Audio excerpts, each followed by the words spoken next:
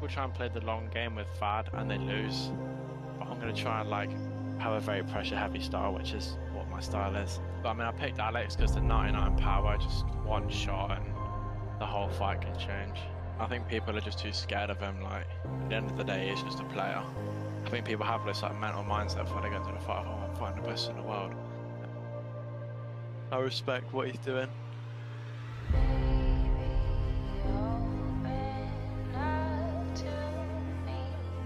The pound for pound GOAT right now in FSK Fadanator. He does it again, he makes it look easy. He is a beast. He is a problem. He is the dominant lineal champion of the Xbox division. Nobody's even made him look mortal right now. This guy looks like he is immortal. He looks like he's amongst the gods and he is untouchable because he's had flawless performances every single time he stepped out there. He's obviously just that guy right now. Oh damn, he's built different, bro. It has been a true honor to follow this fight so far and I cannot wait for his next one. I can see Fadinator holding the belt for the entire season. The undisputed Xbox champion of the world, Fatty the Baddie. Fadinator is just like that. I already beat him in a round, he's a fucking bum. I didn't expect him to shoot in the first fight. I guess he respected my stand-up, so now I know it's coming. I think I'll be able to stuff it. Just trying to try to go out there, finish him. We got Fadinator, 14-0. 14-0. Can finish the season 15-0. Smash through every single Xbox contender you can name. Any Xbox stud on that side, Fadinator smash. Embarrassed. Sent to the goddamn Shadow Realm. But this Saturday, we're gonna find out. Does Fadinator remain perfect? Winter is stepping into a war zone. Fadinator called Winter his bitch. Fadinator said 15-0 is motherfucking coming. 15-0 will happen. It is inedible. But is Winter just gonna let Fadinator call him his bitch? Or is Winter gonna say, no, fuck that! Winter's coming! 15-0 ain't coming! Winter's coming! And is he gonna end the fucking streak?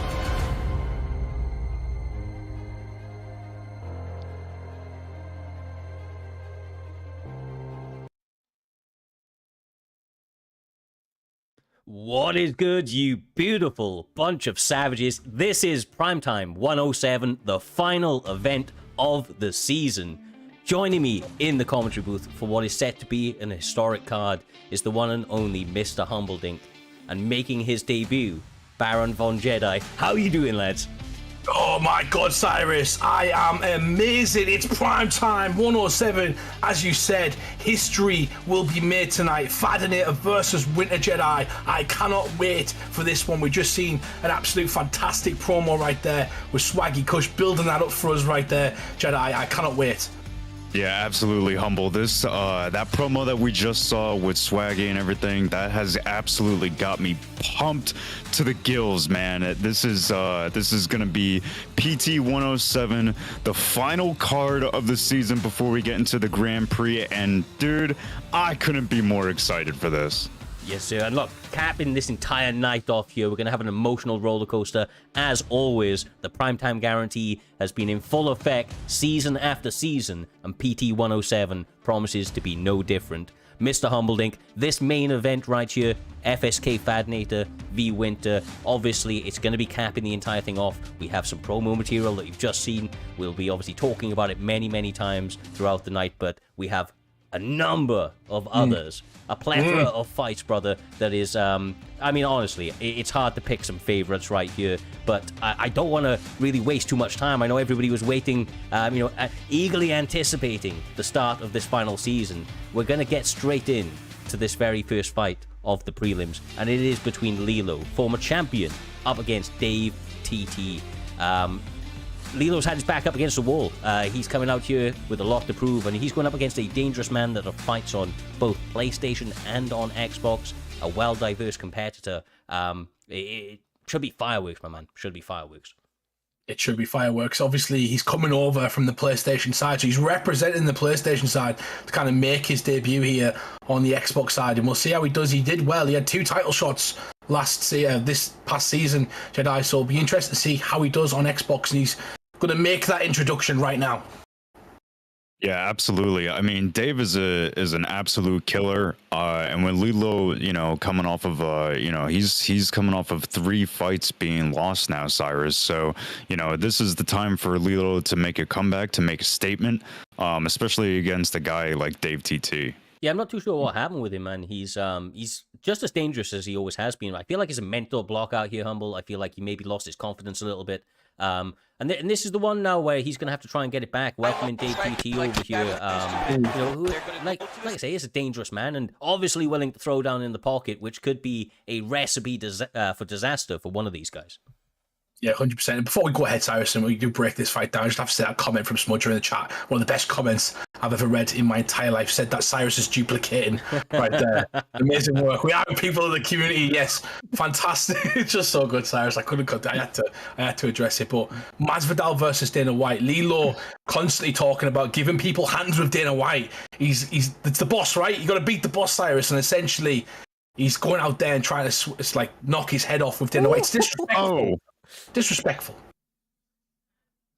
Yeah, I really like the up and down movement from Dave. It was very, very heavily focused. For the head, he shot in a straight right to the body, which mixed it up, and I think that's what kind of led to that knockdown there, Cyrus. Absolutely. Honestly, he seems like he's kind of flowing out there a little bit. Dave has already got a bit of confidence now, and yeah, I mean, look, Lilo's not fighting like himself. He's kind of, I mean, I don't really understand what it is. This seems like a complete mental lapse. MK Dave may be getting a finish here, Humble. Representing PlayStation, Jedi. Sorry to interrupt you. No, that was my fault. God. Wow. Yeah, I mean, that was a quick one. I am very, very surprised. Lilo needs to, kind of, honestly, take a little break, kind of reset in his head, get some confidence back. Because right now, he's having a tough time. When you reach the top, it is just killer's row. There's no easy fight, as you can see, but yeah, definitely as you got the top, I mean, it's just killer row after killer row. And when your confidence is knocked, it's a hard place to really kind of build yourself back up, because your back is up against the wall, as it has been for Lilo. But MK Dave coming across, I don't know if this is his first fight on the Xbox division or not. It is.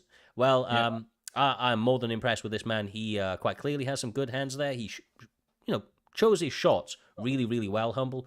Kind of maintaining that range. And when he decided to engage with Lilo, or when Lilo decided to engage, MK Dave just seemed like he always found a way to have the advantage in that matchup.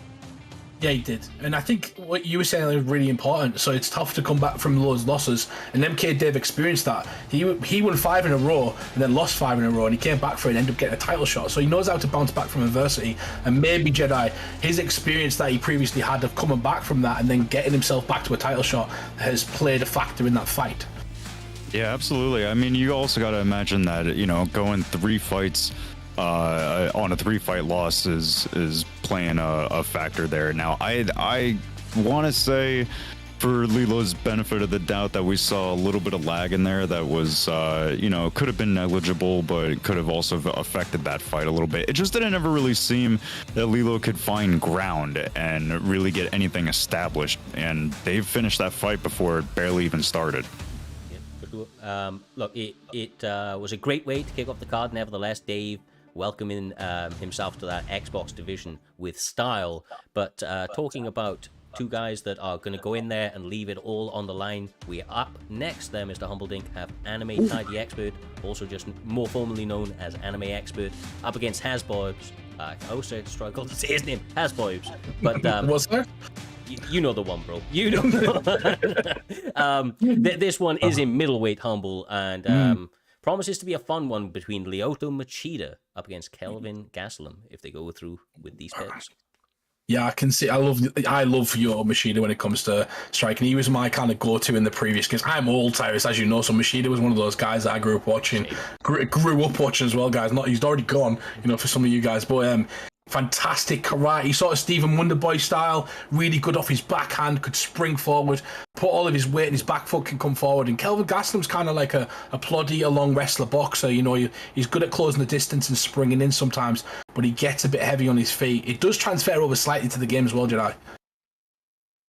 Yeah, it does. You know, Lyoto Machida was kind of always one of my favorites, favorite picks as well. You know, he kind of had a good feeling for how you want to play Lyoto Machida. You know, land the kicks, land the punches quick and fast and strong, and then get out of there. And that's kind of what we're seeing from Anime Expert. He wants to get those shots off and then get out of the pocket, because you really don't want to be boxing with Kevin Gastelum in the pocket, Cyrus.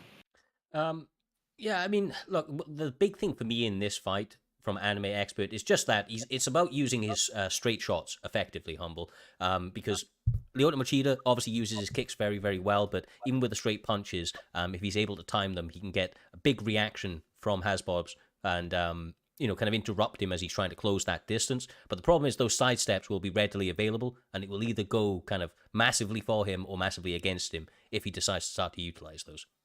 Yeah, and I think what you try to say is, like, you don't want to leave yourself in high points of vulnerability, right? So essentially, you don't want to get sidestepped and then you're just one shot away from getting hurt or finished, because all that good work, Cyrus, will go out the window. Yeah, exactly. He's continually feinting that jumping kind of kick to the face over there, Jedi. I'd be interested to see if Hasbros decides to just completely let go, because even though he's cancelling it, he's still kind of vulnerable whilst he's midair there. Yeah, absolutely. I mean, out of all the strikes in Lyoto Machida's arsenal, I don't think that's the one that I'd be looking to feint and try and work something off of, unless he absolutely sees something in Hasbro's game that is leaving him susceptible to that. Outside of that, you know, fake some leg kicks if you want to move on the inside, you know, throw some teeps if you want to create distance. But that jumping crazy crane kick, straight crane kick to the face, not the one that I'd be feinting. The only thing I can think of, like, why it's beneficial is attacking the legs quite a bit. And if he keeps kind of attacking the legs, he's going to get his opponent to drop his hand slightly, so the crane kick's quite quick. But the other thing that he might be trying to do is set up a head kick. If he stops his opponent from... Oh, it doesn't matter what I think. I was going to say, if he stops his opponent from ducking, he can throw a head kick and land it, so he knows he's going to stay upright. So... Lovely leg kick. Got him stunned in reverse as well. One apiece now. Kelvin's still trying to press forward, though, and he does switch stance. Very, very important now. That left leg obviously still has a lot of time to get chewed up as well, so has to be active on the leg checks out here as well there, Baron.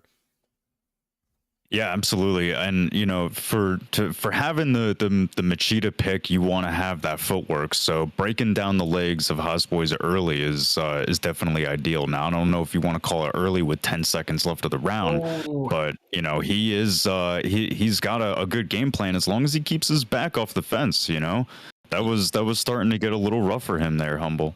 Yeah, I feel like he just seen the key to success and obviously the key to failure. I think Kelvin Gastelum's got to come forward and use that pressure, make him essentially panic, Cyrus, and utilise the full aspect of MMA, whereas the other guy, he's got to stay on the outside machine, he's got to keep picking his shots as he's been doing. I felt like he majority won that first round, but that back of that first round was rough. Yeah, I mean, the back of the first round was definitely Hasbro's kind of section. He's really, really starting to kind of like zone in, it feels like. He's making a lot of the right decisions. Anime Expert, still very dangerous.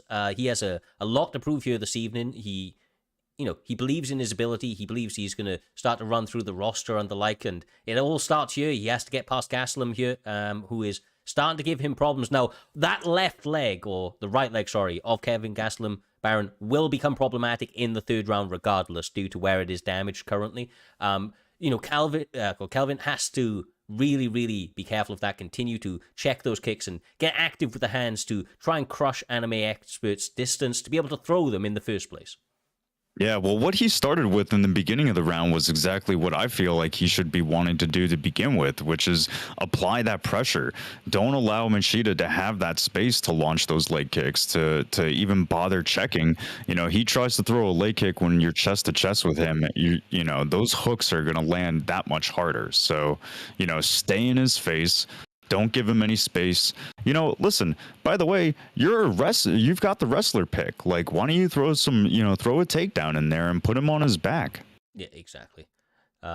He is doing a lot of good work right now. He is kind of risking it though with a lot of like preemptive lean offs and the like, but Anime Expert not quite being able to adjust to it yet, although he is trying out here, Humble. He is trying. Yeah, yes, I do just apologise. I was a bit distracted there. Something happened in my life, so continue. But yeah, I have been missing some of this, Cyrus, but I'm not quite sure. You're going to have to fill me in on this one, should I? You're okay. I mean, I don't know. See, I kind of almost have a feeling that Cyrus and I have been watching a different fight, honestly, because I mean, you know, he's kind of saying that Hasbros is doing a lot of good work. I kind of feel that Anime Expert has been doing a lot of good work this round. He's been keeping his distance. He's been landing some good shots. Nobody's been stunned or rocked or, you know, leg harassed. But you know, this I feel like this could be Anime Experts round. But I would love to hear what Cyrus thinks about it. Yeah, whose round it is, I'm not too sure. I just like what I'm seeing from Hasbros. I feel like he's made adjustments that have kept him in this fight and put him ahead in certain situations. So, I mean, his stamina obviously in a much better position right now, and health-wise, they're fairly equal, although obviously that right head, and now the head health, not looking so good. Lovely switch up from Anime Expert. After all those fates, Humble, he finally threw one, and it landed beautifully. Exactly, crane to the brain, Cyrus. That was a beautiful shot, landed on the chin, perfect. And he's been setting it up. He did back off, right? He didn't throw it for almost 4 minutes that round, and threw it once, and then it became effective. So the overusage early in the first rounds kind of didn't help set that up. And like Jedi was saying, you know, throw less of that, and then when it was matters, when the guy ducked his head, perfect timing. Mm-hmm. Yeah, and that's what it is. I mean, you kind of called it too, Humble. Like you know, he was trying to set it up, so you know, it may have taken him a round and a half to finally get off. But this is not looking good there for Anime Expert. He was able to recover quickly though, Cyrus. Yeah, he Hasbros has got to do a little bit of a better job at cage cutting. Anime Expert's doing a really good job of retreating and finding angles. Now chewing up that leg again. That's brutal. Sets up the hands as well there, Humble. Yeah, he tried to throw the overhand there, but my opinion, the death kick would have done suffice. Sorry, I'm joking. He hasn't thrown really any of it either. He's not been too cheesy. He has been doing like the crane kick stuff, but he's thrown them in the right times. I like this from Gaston. I like the forward pressure at the moment. He's got to keep him here. He can't not like follow him. He's got to cut the angle, cut the cage. Beautiful work. Elbow. Oh, hunting for the finish gets him sat down, moments away from a victory, and he gets reversed. Oh my God!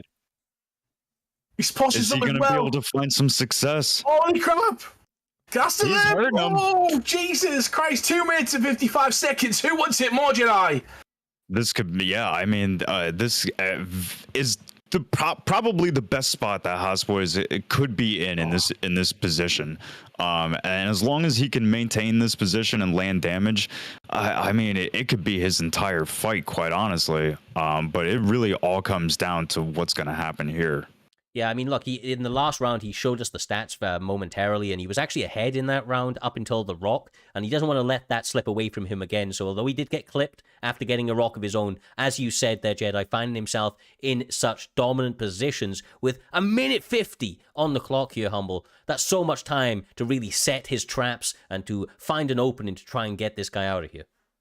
Yeah, exactly. Let's talk about what's on the line here as well. Anime Expert ranked number 19. We have the Grand Prix coming up in the next couple of weeks, Cyrus, essentially 2 weeks' time. And he is fighting for a spot in that. He's number 19. He could win this fight. The guy's fighting's undefeated. Yep. But, you know, he's defending that as well. Like, if he loses this one, he's not in the Grand Prix. It's simple as that. Exactly right, brother. Exactly right. And, yeah, I mean, with a lot of stakes on the line, every single fight is the most important fight of your career, but especially as you approach the end of that season, as you said, the top 15 get into the Grand Prix and will be seeded as well. So, you know, he may find himself on the outer limits of that, walking into the next season with a title shot. Sat him down. Yeah, sorry, just about every shot, sorry, Humble, but it just, wow. Just about every shot leading up into that moment that Anime threw, it was bleeding right through that block and just busting up Gaslam, and wow, that was incredible. Mm-hmm. Absolutely. He gets the finish. I see a lot of people talking about Monk Bauble in the head. We'll review that. Just Dino. Either way, man. I mean, that head kick, right, straight, kind of threw it Leon Rocky Edwards kind of sort of style. The straight came out, kind of blinded him. Head kick came around, caught him beautifully, and then the follow-up sequences on the mat were clinical, able to find a finish very, very quickly in what was a very, very close back and forth battle between those two competitors. Another fun one to add to the history books of PT 107, the final event of the season. Up next, there, Jedi, we are going to be going in to two guys over on the Xbox division, one of which has been known for a long time for his absolutely superb striking, and that is KM introspectively himself, stepping into the cage, looking to showcase his skills. He's going up against Jovi Rami, though, not as familiar with this man quite yet. I'm going to get a quick update from the back right now, but I believe he's had a couple of fights this season, has earned himself, obviously, this opportunity. He is, goddamn, he's 87, he's been active, so I imagine he's been doing a lot of work on the unedged kind of portion and made a couple of performances sporadically in the past, but this is definitely his toughest test today. Yeah, absolutely. I mean, KM Intro is a killer. He's 7-5 right now, coming off a win in his last fight. Ranked number 18. Rami not too far behind him. So, I mean, yeah, both guys have been busy. I'm not much like you, I'm not too familiar with Rami, so maybe I'd have to lean on Humble a little bit for it, but still an exciting fight one way or another. Yeah, I don't know him either. So there's three of us that have not seen him kind of compete too much, but I think 8-7, he must be experienced he's obviously dead experienced at the moment. I don't think he's been too much. The top 25 guys only get featured, don't they, Cyrus? So essentially, he might have been on a loose streak, come back. But guess what? These two guys can put themselves. One of these guys is going to potentially put himself either in the Grand Prix or a replacement for the Grand Prix. So this is a massive fight right now, Cyrus. So this is a fight essentially to see who's going to go through and fight in the big league, in the big show. Yeah. It's our biggest show of the year. Exactly right, brother. Exactly right. And look, for me, it's about what intro do we see. Introspectively has turned up sometimes and showcased himself to be one of the best fighters to ever touch this game, especially in the striking realm. But then other times, it's like the pressure gets to him. But I mean, look, going into this one, I like these matchups. Jovi, from what I've heard, is a boxer. Traditionally likes to try and kind of work that style and close the distance with the boxing. Obviously, as you can see, he's setting up jabs to the body already. But if you don't know, you know right now. Introspectively's best pick is Anthony Pettis, and he tends to look very silky smooth anytime that guy is his chosen fighter out here. Yeah, well, right now he's not looking silky smooth. Okay, all right, I take it. All right, okay. All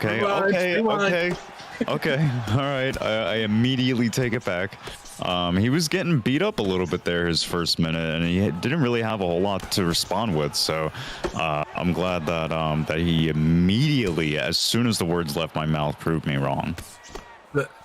The thing is, you are kind of taken back by Rami, though, because his boxing, his striking, the way he's going to the body, that's going to be a problem. Yeah. Like, those little bursts from Pettis are great, but Rami's just kept it on him, kept going to the body. Cyrus, he keeps going to the head with a straight and then just subtly jabbing to the body in a movement as well. It's really, really nice. You see the little hooks and the uppercuts coming in at the end of those. He's just subtly doing it. Then he gets caught there, though. This is a close fight. First person to make a mistake, essentially. Yeah, I honestly feel like Jovi right now, if he was just to keep it completely fundamental, not go for these big shots, right, like the big overhands and the like, he may even find himself ahead come the end of this entire fight, because he's kind of overwhelming him a little bit out here, Jedi. And the things that's getting him caught, stuff like that, when he's trying to load up a little bit, he's trying to headhunt and find the finish within the next 2 minutes, you know?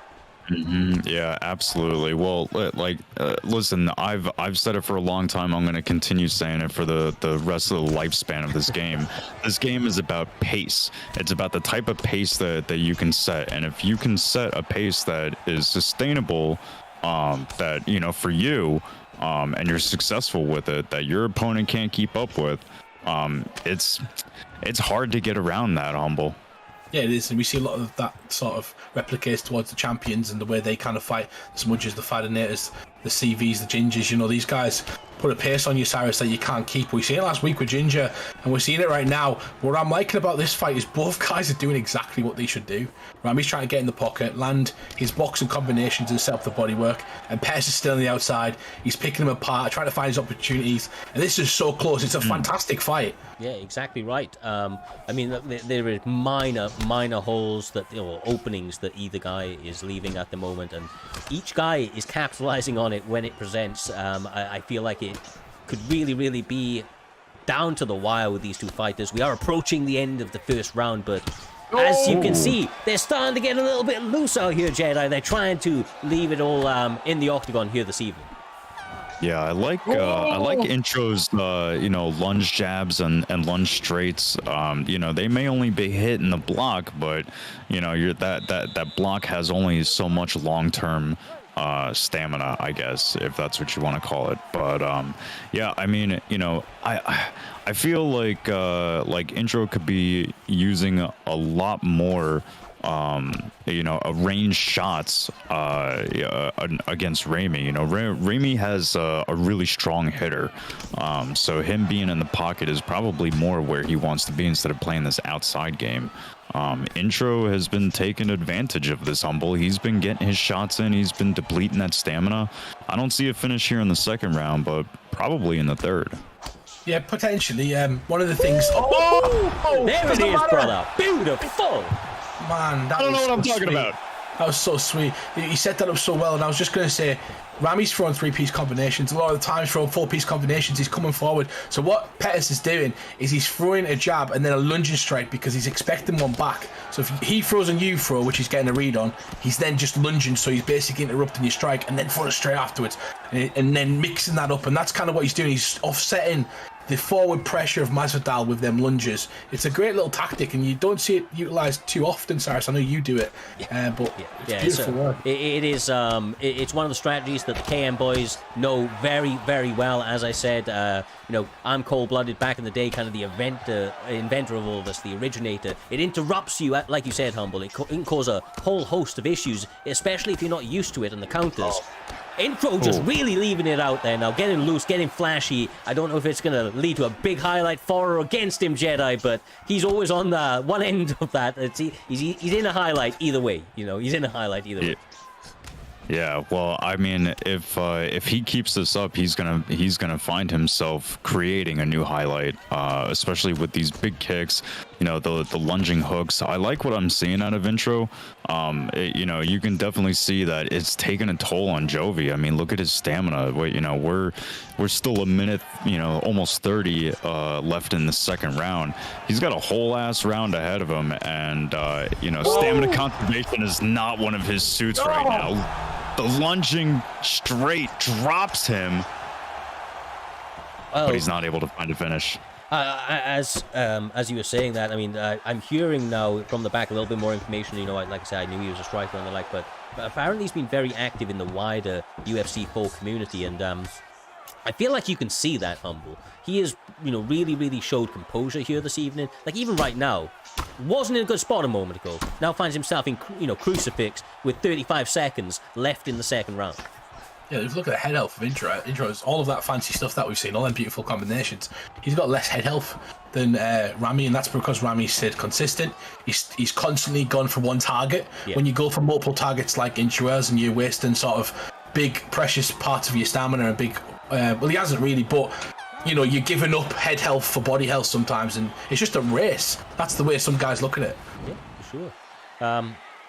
Well, here we go. The third, the final one. A lot on the line, big stakes at play for both of these competitors. They've showcased a lot already here, Jedi, but they've got to showcase a little bit more to try and get the victory here this evening. Oh my God. Oh my goodness! I was just gonna say, I feel like Intro's got his boy, you know, on dial. Like, he knows exactly what it is that's coming. He knows exactly how to get around it, and this is what he's displaying right now as he rocks his opponent again. Yeah, he did get. Yeah, this has been an. Oops, sorry. Go ahead. No, I was just gonna say he got clipped moments ago, but you're right. He's like, Intro's confidence even still seems to be growing. Jovi not in the best of spots out here. I'll throw it back to you, Jedi. Even though he's got low stamina, he's still game, bro. He's finding big openings for, you know, to land impactful damage at this stage in the fight. Listen, these fights aren't over until they're over, and Jovi is definitely somebody who is subscribed to that idea, Humble. So, you know, he's going to keep throwing, and he's going to keep trying to find himself that knockout until he gets knocked out. I mean, somebody is going out tonight in this round, Humble. Yeah, it doesn't affect this like too much of his speed. It doesn't really affect too much of the movement as well, Cyrus. So you can still throw with power, still hit your opponent, and he's been jabbing his opponent just to get that head, that block down, so the bleed through can come through a bit more. He needs one shot. He's going to end this fight. Intro's done fantastic, but this is on a knife's edge. Rami has committed everything to the head, and now he's trying to hunt it. Yeah, I feel like given the opportunity, just a mad call, but I think Pettis is setting up the lunging straight into a head kick. He's going to be going for it. I thought it was there. I thought it was there, bro. I thought that was it. He's doing really well to... One thing I like about Intro's style here is he's doing really well to not overthrow and like throw too much. Look at it. Anybody who can contain Anthony Pettis' stamina for 3 rounds and still land 30, 40 plus strikes a round is a master at this game, because it's so hard. He technically dismantles his opponents, and he does so in one of the most efficient manners possible. Look at this, you know, just the smoothness of that style. You know, once again, he's still not out of the woods. He ain't won it yet. Joey's still throwing, but you can see just the cleanness of the animations. He's really feeling his own style right now, Jedi. Maybe not the much. Oh my goodness! Wow. You know, and I was just thinking about. Oh my god! Oh my god! Jesus Christ! Back and forth. It won't stop. Man, I was gonna say, prior to the absolute, you know, 12 seconds of chaos that we just witnessed, that, you know, it really feels like Intro has found his movement, found his timing. Like, this is 100% gonna be his fight, but who the hell knows? What do I know? I mean, this fight has just been insane. 30 seconds. Oh my goodness, 10 seconds. Gonna go for the finish. I mean, oh my god. Imagine. God. With 2 seconds left on the clock in the 3rd round, he does it again. Intro. Unbelievable. The buzzer went off 2 seconds later. Like, Jesus Christ, the buzzer beater. Intro. Perspective. I can't believe that because he needed a finish, right? I was thinking that, like, last 10 seconds, if he doesn't get a finish and loses out by 10 points or something, Cyrus, because we get more points for finishes, essentially. So if he loses out by 10 points and doesn't get in the Grand Prix, imagine you're just like, oh. Oh, I know, it'd be crazy, but, like, I want to go out, and I think I speak for all of us when I say that I was thoroughly impressed with that fight from both competitors, and I look forward to seeing, I look forward to seeing what Jovi can do coming back in future. I really like the cleanness of his boxing, but this evening it was all about introspectively going out there, doing the damn thing, winning each and every round by the judges' scorecards at the moment. So, you know, still going that extra measure, still getting the finish, and as a result, getting those extra points, deadly required to get himself into those top 15 for for the Grand Prix of the week after next. A little bit more on the Grand Prix as we move into the rest of the card, but for right now, my guys, we move from one sensational bout of non-stop action to another, and this is between Humble, Pain, and Reaper. Oh yeah, and Reaper obviously he did fantastic at one point. He was like number 7 in the PlayStation rankings. He's dipped in and out. He's had some tough competition, had some good runs, but we all know this. Jedi Reaper's. I don't know if you've watched too many like Grand Prix of ours, but Reaper's that guy that sneaks in. You know, he sneaks right in, right at the last show. Like, he sneaks right, he gets himself number 16, and ends up number 16 versus number 1 in the Grand Prix is the first fight, and that's for a title. So whoever gets number 16 gets a title shot, and Reaper's kind of that guy. You know, he'll put himself in that sort of position, Jedi. Yeah, I mean, Reaper might be that guy, but listen, you know, Pain might be the type of guy to stop him. You know, Pain is he's a hell of a striker. Had a good fight out last event at PT 106. I'd like to see a little bit more grappling defense. It seemed like his defense was a little bit lacking in his last fight, but had an insane cartwheel kick that knocked his opponent down. Got on top with some massive ground and pounds. So, I mean, you know, listen, Reaper's no pushover, but neither is V-Pain. And, you know, this could be this could be fight of the night right here. I agree with you. Your sentiments are absolutely correct. V-Pain is a savage inside of that cage. And as you can see, he's got a 1-0 lead, over Reaper going into this one. Although it doesn't mean a lot, you know, it's only when the bright lights are on you that it matters the most. And I will say, you know him as well as I do out your humble Reaper. Go in Henenbrau. I actually feel like this is going to benefit him because he has a little bit of a tendency to get a bit wild, and this is going to make him fight a little bit more technically. He can't get into some of those kind of crazy sort of exchanges like he could with a different pick. Oh, that's nice. Yeah, and Reaper's one of those guys that can throw really well. He's been really working on setup feints and kind of doing stuff with like Intro has been, you know, like working on really making his shots count, throw feints to confuse his opponents. So someone like Renan Barao, who's long, world champion, has ability everywhere, can throw combinations together against a Rivera type, will help him massively, especially if he's trying to do that. But Pain coming forward, Jedi. Yeah, I mean, I think that's kind of what you need to do if you're Pain, is you need to come forward and not give the Henan Barao pick the space to work. I mean, you know, just much like you said, Humble, he's got the combos, but god dang, man, he's got the power. I mean, he's got the combos, he's got the timing. So, you know, you gotta have something in plan to upset that. Humble, you got to stay in his face, especially with a smaller fighter. Yeah, you can't go to him either. Like you gotta kind of not play your opponent's game plan. Understanding your opponent's game plan is key to this. And if you're not quite sure what they're doing, it's very difficult not to follow them because you feel like you need to land. He's landing right there though. Great work from Jimmy Rivera in the pocket, landing the shots he needed to land. He had him against the fence, but lets him go. Reaper back to work. Yeah, I mean, Reaper is, you know, earning that respect every single step of the way because Jimmy Rivera wants to stand with him pressed up against the cage cutting and finding, you know, the heat seeker lefts and rights that he has in mind out here, Jedi. But as you can see, I just feel like the activity from Reaper, the willingness for him to get a little bit dirty in the cage and throw some strikes in the pocket, it's really kind of keeping V-Pain honest and allowing this fight to remain incredibly competitive over the stretch of the first half of this round. Yeah, absolutely. I mean, I would kind of like to see, you know, because I just don't see that this pace being sustainable for either guy, honestly, right? I mean, you got guys, both of these guys are throwing a tremendous amount of strikes. Their output is through the roof. So, you know, a little bit of patience goes a long way. So I'm not 100% sure who's even winning this fight right now, Humble. Yeah, I'm really liking Reaper's work though. Like for me, Reaper keeping long. When your opponent's pressing you and is like a striker who needs to fight in the pocket to kind of hurt you, someone like Jimmy Rivera, you need to attack the body. Like when they're coming forward, that's the best time to attack the body because they're walking into your shots. So you know the shots are going to land. You know the distance doesn't have to be too far. And Reaper's done a great job of doing that. But when he gets back to the middle of the octagon and towards the end of the cage, he starts to go long again. And that's what he needs to do. He can't throw leg kicks in the pocket when he's pressing his opponent. So he's fighting the right times, the right style, Cyrus. Yeah, exactly right. And this is the stage, like, normally I start to get a bit worried for Reaper, to be honest with you, because he's got in, you know, past that first cycle or first onslaught, and when he feels like his back's up against the wall, he's kind of like a go out on your sword sort of fighter, Jedi. Like, he will decide, you know, rather than just kind of being drawn out and being beat over the 3 rounds, like, he's going to go for the finish or be finished, you know, when he recognizes he's getting, you know, lower returns from the work he's trying to put out there. I am just very surprised right now. The V-Pains has not decided to go for a takedown yet. And I feel like doing so would mix it up really nicely and open up a little bit more in the striking that he's already doing well.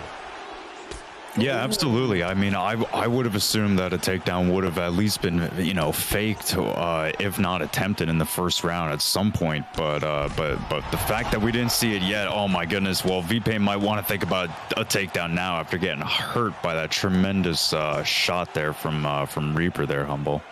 Yeah, I hate the fact I'm going to be saying this, and Reaper's going to be loving it. But Reaper, at the moment, Cyrus, in this fight looks like a world champion. The way he's fighting is just phenomenal. He just looks like a different fighter. He doesn't look like the Reaper of old. This is someone who's gone away, learned some things and stuck to it. He fought me like this recently as well, and I was quite surprised, and he kicked my ass, I'll be honest. And I didn't know whether it was a one-hit wonder, but I can see right now, Cyrus, he's really worked on his style. It looks a lot better than he fought me as well. I'd be out of there in first 30 seconds if this was me right now. Yeah, like quite honestly, I feel like he is. I feel it's his pick, man. I just like he can't throw that crazy shit that he likes to throw in his fights. So he's being forced to fight a little bit more technically, and he is having success as a result. I actually don't know who is winning this one though. Like V-Pain is keeping this really, really honest, and he's been putting on some good work himself. He might even be slightly ahead. Up until then.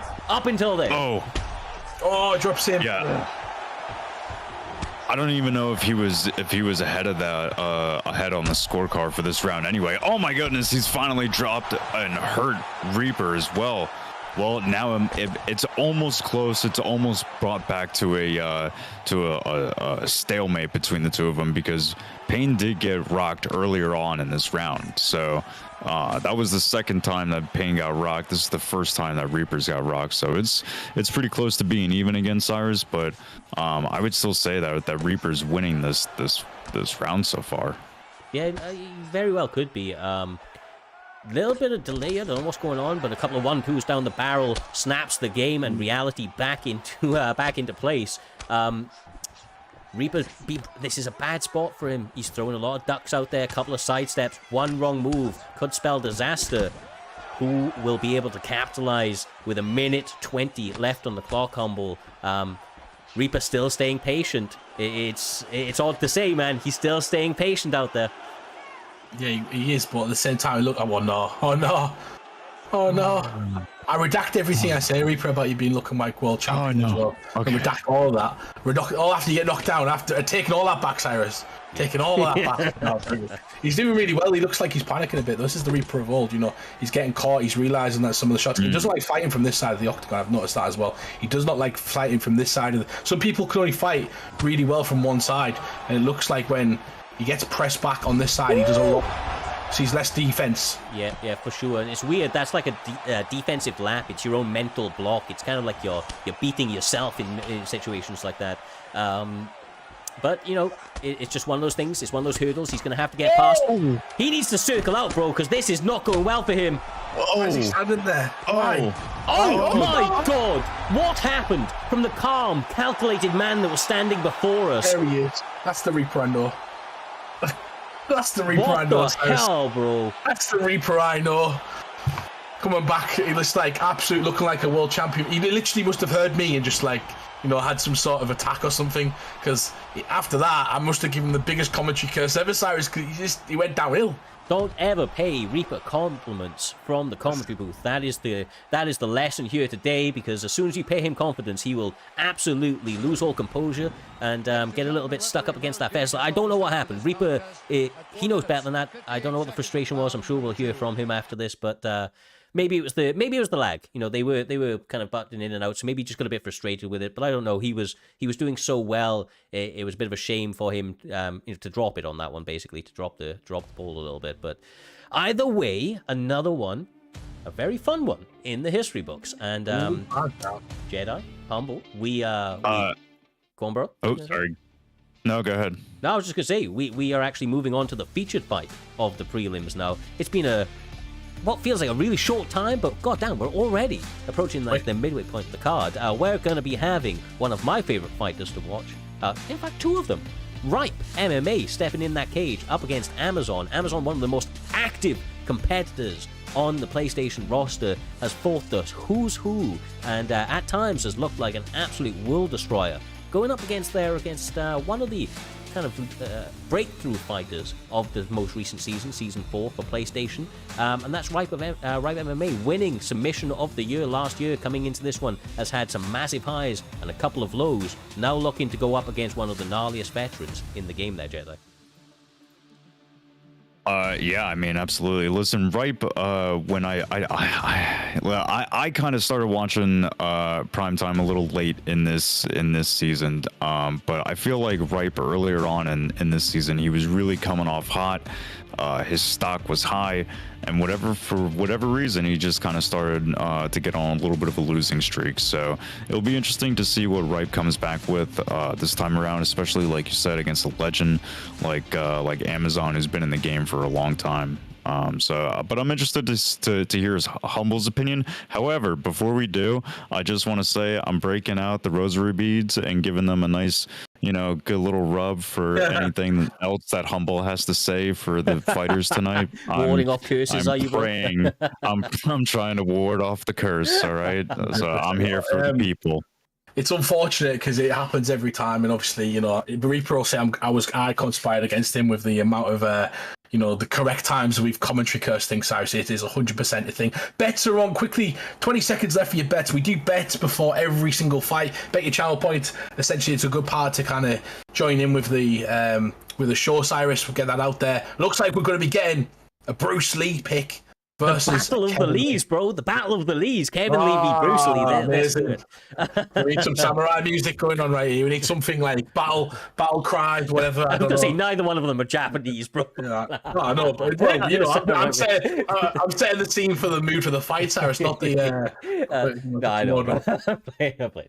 It should be a fun one. Completely polar opposite styles, though. Obviously, with Kevin Lee, we're about to find out where he kind of fits into this entire situation, but I imagine he's going to want to shoot the double leg very, very actively. Ripe MMA has showcased fantastic striking in the past out here, Jedi, but he also has a lot of submissions to his resume, and up against Bruce Lee, why the hell would you let that man kick you? Listen, all I'm going to say is whoever lands the first kick is the real Lee. Well, that was Kevin Lee, so, This is a great matchup, by the way. Ripe MMA versus King Amazon is just it's a fun matchup. Like, both guys are under pressure right here because they're both fighting for a spot in the Grand Prix. They're both fighting for their place. And for Ripe, somebody who's been at the top and challenged for a belt and essentially been there for a long period of the season, Cyrus, he's going to feel unjustified if he doesn't get in the Grand Prix because he's always been in the top 15. Yeah, honestly, I feel like both of these guys, if they don't make the Grand Prix, will be very, very disappointed in where their season ended out. And, it sucks that one of these guys will probably find themselves in that spot. But, it means that their back is truly up against the wall. They have a lot to prove and a lot on the line, as always.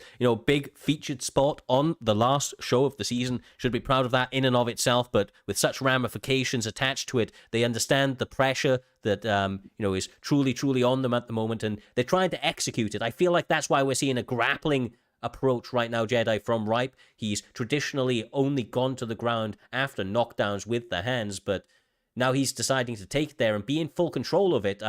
This is some smart tactician sort of work up until this point. Yeah, well, he was, Ripe from the get-go of this fight was staying very patient. I could tell that he wasn't trying to really extend himself too much. He was really only just trying to throw the shots that he was confident he was going to land. And I don't think that Amazon ever expected for him to go for the takedown slam from the clinch for whatever reason. You would think that with Bruce Lee against Kevin Lee that the takedown is coming at some point, but completely caught him by surprise. Here he's going for the submission now. I don't think I think he's just playing with it, but so far this has been Ripe just in total control, and this is exactly where he wants to be. Don't give Amazon any kind of position, Humble, where he can be at an advantage. Get this guy on the ground, put him on his back, and keep him there until the ref stands you up, man. Yeah, exactly that. And to coin a phrase to Jay Dime, he's minute winning.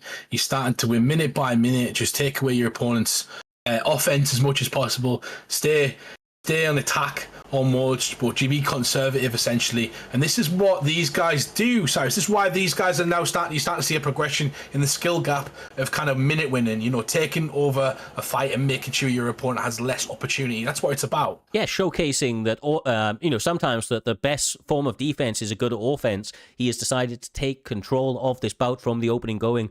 As Jedi said, staying calm and composed, approaching it with fair, incredible fight IQ, and he has worked himself to the last couple of seconds being in very little danger, putting out stackable damage across the course of the 5 minutes, and really starting to let it go at the end as well, Jedi, just to really stack on that damage and put a point on it for the judges. Obviously, he's going to replicate that now going forward, and every round starts standing, but an excellent round from Ripe MMA.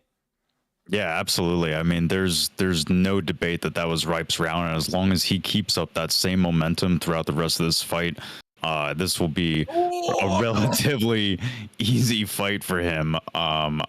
Especially when Amazon is kind of throwing out stuff that's pretty telegraphed like that, Humble. Now you seen that. You seen that all the way from the kitchen sink. You know, he threw that. You feel that so far back, Cyrus, in it. He could have just got knocked out cold there. But Ripe being patient, taking his time, he's just waiting for opportunities. And if he does that again, I'm expecting Ripe to capitalize. But I like the leg kicks right there from Lee. It doesn't matter which one. Yeah, Amazon, you know, when he's on and when he's composed, he can be really dangerous, especially on the feet. But the problem I find is, like with a lot of fighters, he can get a little frustrated, especially when somebody's grappling him. And I feel like that big kind of setup with a head kick at the beginning was due to that frustration. He feels like he hasn't done anything yet, and he's trying to get a bit wacky out there, a bit unorthodox, and it's starting to pay off a little bit, but I feel like ultimately he's been so aggressive, he's only going to play into Ripe's, Ripe's game plan. One wrong move just like that there, and he's already turned the tides. He's now got center of the cage out here, Jedi, and, he's doing a good job of just kind of staying in control of all of the intangibles of this bout. Yeah, I mean, it really, it kind of almost looks like Ripe is just completely incapable of making a mistake and doing anything wrong in this fight. I mean, listen, if, like I said at the beginning of this round, if he keeps up the same things that he's been doing, especially with a big rock like that, you know, this is going to be his fight. He's had the patience. He sees what his opponent is doing, and you know, listen, you said that Amazon might be getting a little frustrated. That sometimes in and of itself is the game plan. It's just to frustrate my opponent the entire fight. So, you know, that's what he might be trying to do, Cyrus. Yeah, exactly right. And I have to say, even though, you know, the frustration was definitely there at the beginning, he's actually now had a lot of success over the course of this fight. And I actually feel like he's starting to fall into his rhythm a little bit out here, Humble. The leg kicks have been beautiful. He's eating one or two, granted. But for the most part, he's the guy that's leading the dance in terms of the damage. Exactly, and he's waiting to strike when Bruce Lee's kicking, which is really important. Essentially, a lot of it is just bait trapping, so it's throwing a combination here and there, not firing sometimes when he misses, and then realizing, you know, when he does get in my pocket and throws a body kick, I'm going to land a two-piece, and he's going to be much more vulnerable. It's just perfect sort of game plan for Ripe, and he moves straight to top mount. Important denial for King Amazon, Baron, but essentially back to half guard now, so he needs to posture up and do some damage, but at the same time, great round for Ripe. Yeah, tremendous round for Ripe. But still, I mean, like he's making a lot of movement. You know, he was able to get back to his feet, but this has been a round of stamina deprivation, and you know, this is that. Well, what else are you gonna do? You know, when you got a guy like Bruce Lee who's not really known for his cardio, and you're whiffing tremendous, you know, leg kicks into spinning back kicks. I mean, how many do you throw before you go, okay, not only is this not working, but what else do I do? What else is there to try? Because this is not working for him, Cyrus.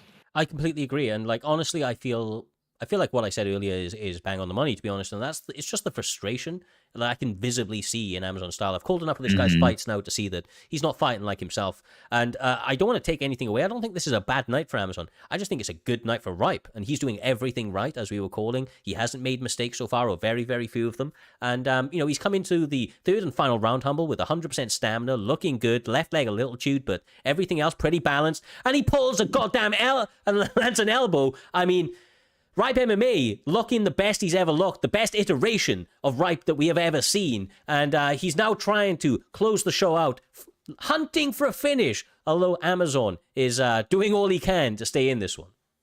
He's riding him as well. He's going against the fence right now. He's trying to do a bit more damage. Look at the positioning. He breaks away, and guess where he is?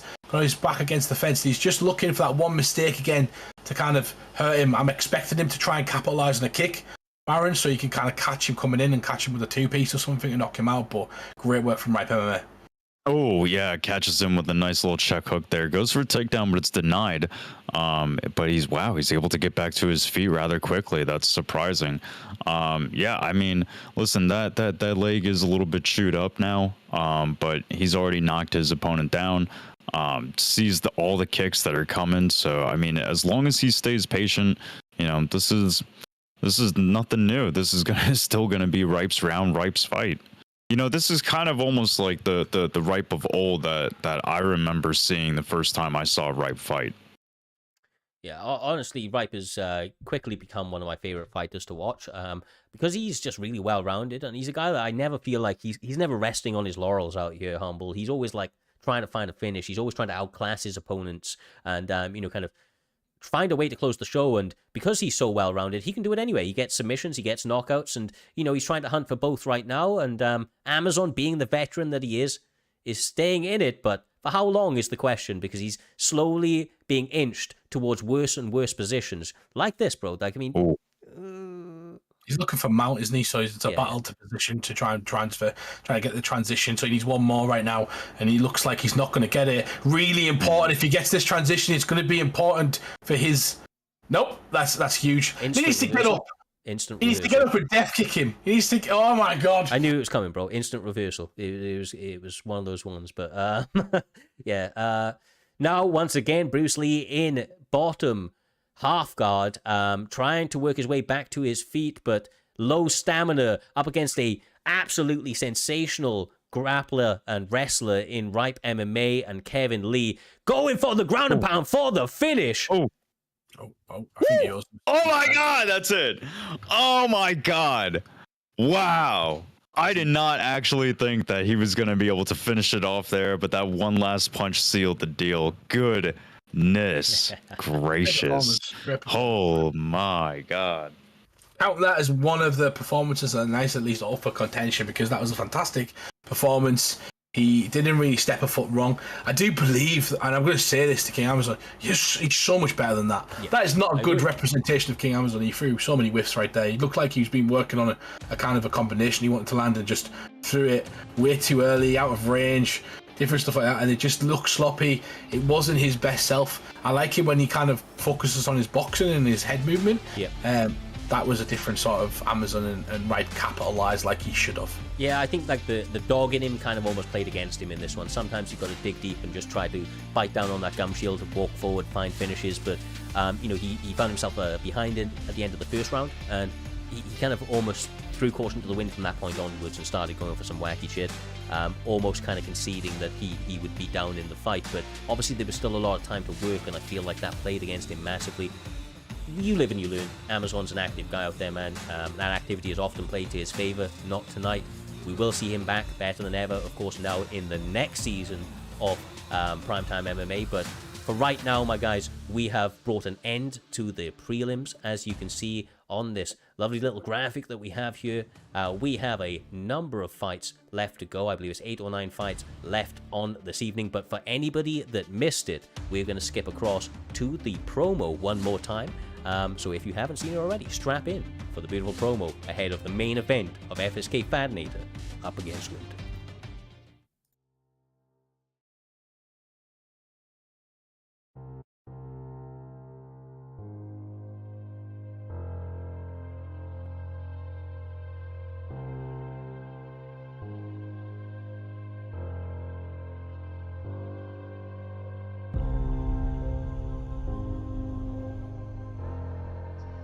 People try and play the long game with Fad and they lose, but I'm going to try and have a very pressure heavy style, which is what my style is. But I mean, I picked Alex because the 99 power, just one shot and the whole fight can change. I think people are just too scared of him. At the end of the day, he's just a player. I think people have this mental mindset before they go into the fight, oh, I'm fighting the best in the world. I respect what he's doing.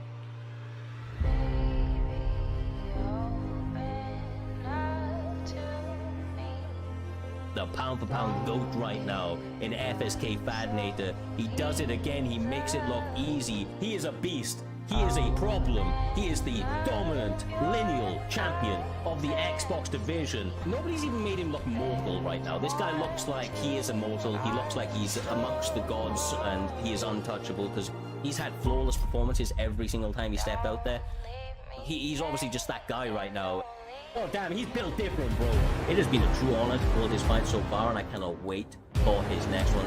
I can see Fadinator holding the belt for the entire season.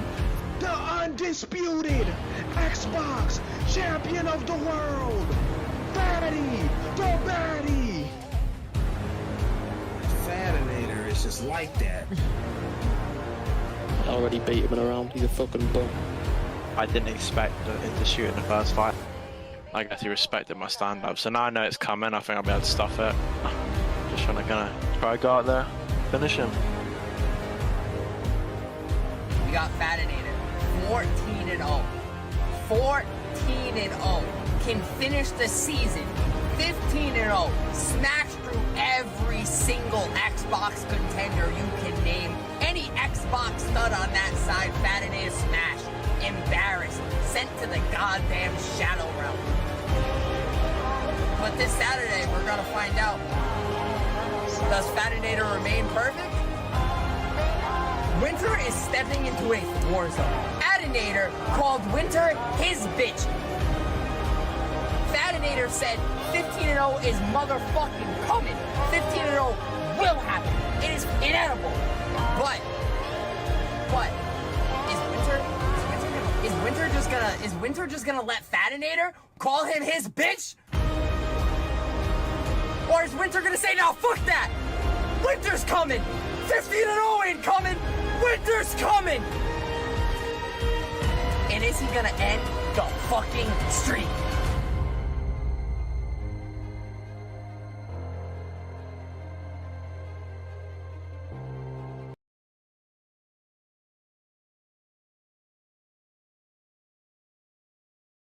And we are back. Primetime 107, the main card still at hand. It has been an emotional roller coaster as promised for this final event of the season. If you're just joining us now, in the commentary booth with us, calling all of the action, your friends and mine, Mr. Humbledink, and of course making his debut, eagerly anticipated, Baron Von Jedi. My goodness, lads. This has been a crazy ride already. I can't wait to get into this main card. Me neither, Cyrus. This is going to be amazing. What a featured fight we have right there. And look at the fights in this card. I guess we can talk about it a bit more now. We've got Ginga TT defending his belt against his teammate in CV in the co-main event. Recently PlayStation champion Ginga. What a performance he had last week. He's now fighting one of the toughest, one of the people who consider him the pound-for-pound PlayStation GOAT alongside Smudger. There's so much to unpack in that fight for the PlayStation belt, Jedi. Yeah, absolutely. I mean, like, look at this card. This is a stacked. I mean, so many of these fights could be main events and co-main events in and of themselves. But you know, we have Fadinator, Fatty the Baddie, TM. Which is, you know, going, this man is undefeated and just an absolute impeccable you know, competitor in the space going against Winter. You know, like you said, Ginga TT versus CV, who are teammates. You got Vuk versus Cletus, who are teammates. I mean, top to bottom. Yeah, Smudger versus Robin. I mean, this is an insane card, Cyrus, and I am so grateful and thankful to be able to commentate on this card, if any of them, because this is crazy, man. Look at this. No, pleasure having you in here, brother. Absolute pleasure. And you are right, this card is set to be an absolute special one. Has been already, as we've seen some guys call out in the chat. The primetime guarantee definitely in full effect, as coined by our friend Bane, of course.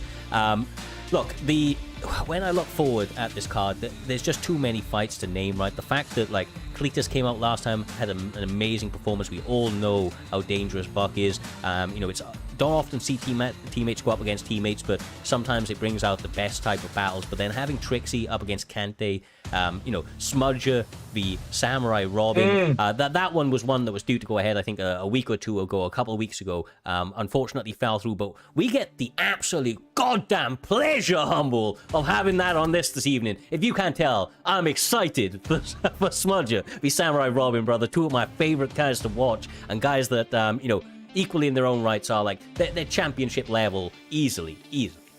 Oh, this is like a classic matchup from, I'll name it as well, the old Cage Rage days. This is a main event for the PlayStation Championship in any other league back 7 or 8 months ago, because Smudger versus Samurai Robin is a fantastic fight. Undefeated Samurai Robin versus the PlayStation GOAT, the guy who's been the most impressive in the last 2 seasons, NM Smudger. And we know he's got his eye on the Grand Prix and he's been calling for people. We know what he's like. What a fight that is to have us in the position to lead us to those fights. But I think, Cyrus, we're probably ready right now to get into our first fight of this evening for the main card. Yes, sir. So, of course, as you see, we have a number to get through, all of which are going to be incredibly exciting. This one promises to live up to that anthem, and that is between Jack and Motown's finest, or M-Town's finest, I should say. I mean, M-Town has been around the scene for a long time, and Jedi, if you don't know, this man, obviously part of the KM bunch, has silky smooth striking, but he's one of the guys from the KM group who actually will mix in a bit of grappling, as you can see with his Vittori pick. So he trains with some of the better strikers, and Jack is going to have to really, really showcase, you know, his ability on the feet and make this a dangerous bout for him there, because he trains with some of the more creative strikers out there, and he's probably seen a lot of the looks that, you know, most strikers will try to present. Yeah, absolutely. Well, I mean, you know, especially with the Marvin Vittori pick, that's excuse me, I feel for a long time that was kind of a slept-on pick, and you know, one day Marvin Vittori just kind of upgraded his hands to level 10, and everybody started wanting to use him, and with good reason. Like, he's got good defense, good footwork. Like, he's you know, he M-Town, especially with this type of pick, you know, you're right. Despite even the ground game, M-Town striking is good, man. He's crafty out there. I haven't personally seen Jack too much, but with Alex Pereira, like, you know, you got to be careful, Humble, because getting cracked by Alex Pereira is not sustainable. Yeah, he's got like a 5-star lead hook, I believe, and that straight is just money every time. He's very long.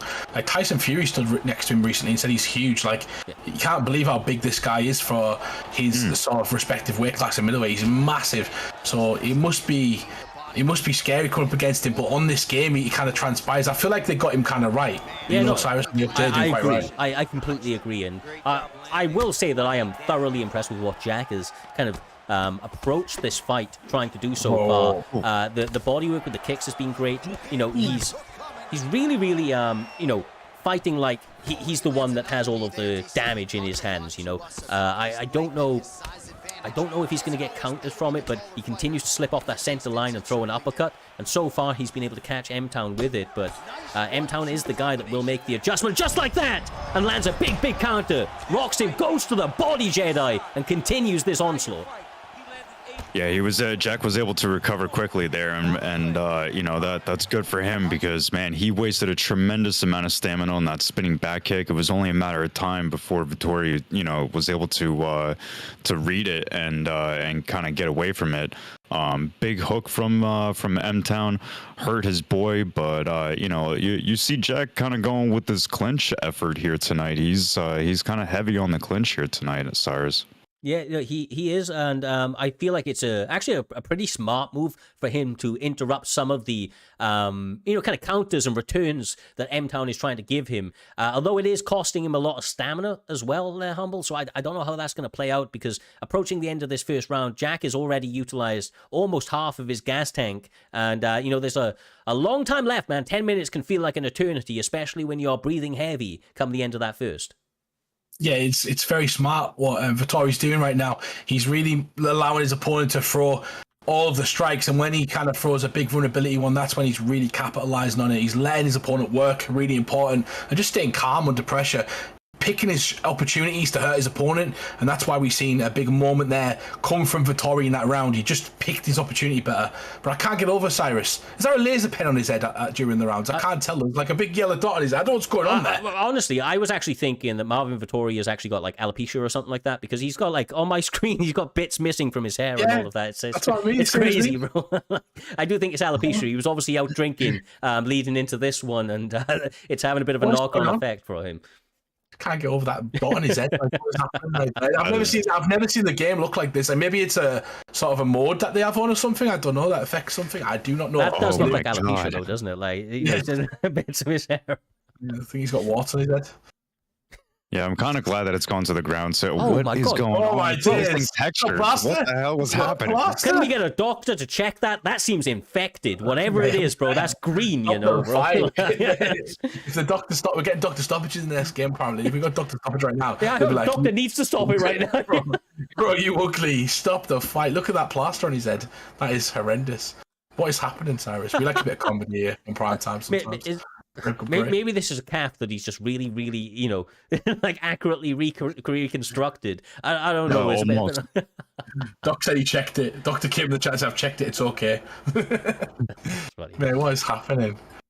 Well, right now, M-Town is in the world that he wants to be in, grappling. Decides to separate. That's crazy. Is it? I just think he wanted to show us his head. I think that's what it was. He wanted to show us the full magnificent look of his new haircut. Now getting pressed, though, Jack going to the knees often. I quite like it because it puts off the takedown attempts, although not for too long as he shoots one, but defended beautifully by Jack. He seems more aware at this point out here, Jedi, and seems to be trying to adjust to the pressure that M-Town is attempting to put on him. Oh, yeah, well, you see Jack going for that jab straight slip hook a lot, and for at least when we saw it in the first round, every time he did that, M-Town ducked under it. He didn't necessarily counter right away, but he was able to read it and get out of the way of it. So I mean, listen, both guys have made some good adjustments. I feel like Jack has wasted a tremendous amount of stamina over the last 2 rounds, and that's going to play an effect here. Yeah, for sure. Yeah. Sorry, Cyrus. I also think, though, Jack, he just needs to... He's realised that, those opportunities for those big sort of combinations, he can't throw them too often because he's getting kind of hurt. And he started attacking the body. Every time he hits Motown's body, it blinks. So essentially, he's 2 or 3 shots away from kind of evening out that stamina or even hurting him. He just needs to set up the body shots, and that's what he really needs to do. One of them, there you go. Oh. There you go. There you go. Beautiful. Nice clinch as well. Goes to the body again. I'd like to see him go to the head once or twice from that because Vettori is just defending it with ease at the moment. He's becoming a little bit predictable in his patterns out here. But another knee lands and he rocks him. Woo! Oh, he needs him again. He's needing him a death. Oh, God. This is disrespect. He isn't winning any fans with this style, but he's maybe winning the fight with it. No joke. That's one thing I love about our rule sets and stuff like that. You can build your character by becoming a bad guy by doing this sort of stuff. You know what I mean? Like, it's a good people. People don't like it in the chat. People are gonna call for all sorts of craziness here, and they're gonna say lots of things. So you want to be a heel? Let's start to do it. Yeah, why not, brother? Stick to what got you to the dance. He's like, you're going to ankle pick me. I'm going to knee you square in the chest over and over. And then just the mix up with the little flying knee. I mean, that's some next level cheese right there. You got to love it. Cheddar, cheddar, cheddar, all in that octagon. M-Town's finest, a little bit, it's got him thinking out here, Jedi. He doesn't want to walk forward too much now because he knows he'll walk onto a knee if he's a little bit overzealous in his approach. Yeah, I mean, so with that said, Cyrus, what are really his options? I mean, this is a fantastic opportunity for M-Town, as I was asking for what his options could be. So while we do get to take a closer look at the infected site on his cranium once again, this is the spot where he wants to be because any more shots to the body, and it's night for him, Humble. Yeah, it is, and that's it. He's got to essentially get his own offense off because that body, it can't take much more. This is what you got to do. You got to come back. You got to put it on him. You got to essentially finish your opponent, and that's what he's going to do. Jack's got to survive right now. Needs to block the grounded pound. Oh my God! Good job. Nope. Oh, he gets it. He gets it, Cyrus. I'm surprised he wasn't camping on that. Yeah, for sure. Maybe trying to pre-deny another direction, but there is now 2 minutes 35 left in the third and final round. A lot on the line with these two competitors as M-Town's finest is able to secure another takedown, Jedi. Beautiful work, exactly where he wants to be. Yeah, I mean, Jack, I don't think, despite being taken down a couple times, this fight was not expecting a takedown just in the middle of the octagon. But well done by M-Town. I don't think it's going to be what ends up winning him this fight, unless he's able to posture up and land some good damage. But, Jack with the denials, both of them denying each other. Oh, that's what he needed. Oh. Gets him in a curious position right there. Straight into side control, Cyrus. And now he's looking for mount. He's looking for the same shots he got a second ago where he needed to put him out there. He's got 1 minute and 20 seconds to work. And this is not where he needs to be right now. Great denial right there. Pereira needs to get back to his feet. Motown's realized he might need to knock him out. And he might need to do it standing up, Cyrus. Dangerous. territory for Motown's finest. Oh my goodness, another knee to the body, and he goes back to the head with it. His knee is like his body is one away. Oh, is he going to get a big uppercut? Oh. Approaching the final 35 seconds, another body rip, attempting to throw those hands and get a finish. M-Town may need an actual finish right now, because I think Jack's ahead on the judges' scorecards. I do not know. Yeah, I don't want to risk it. I'm going for a finish from either guy right now. These guys have to... Oh, man. Oh my God. Oh, my God. No judges needed. This man separated his opponent from their consciousness, sent him to the land of wind and whispers. Once again, Jack, some way, by hook or by crook, gets the job done. Unlucky, it wasn't with the knees either, bro. It was with a lovely little slip-off uppercut. The frustration, the mental game, mental warfare, everything came to play for Jack, and ultimately he was able to get his hand raised here this evening. Looked like a little bit of that infection that Vittori had kind of spread. Yeah, started spreading.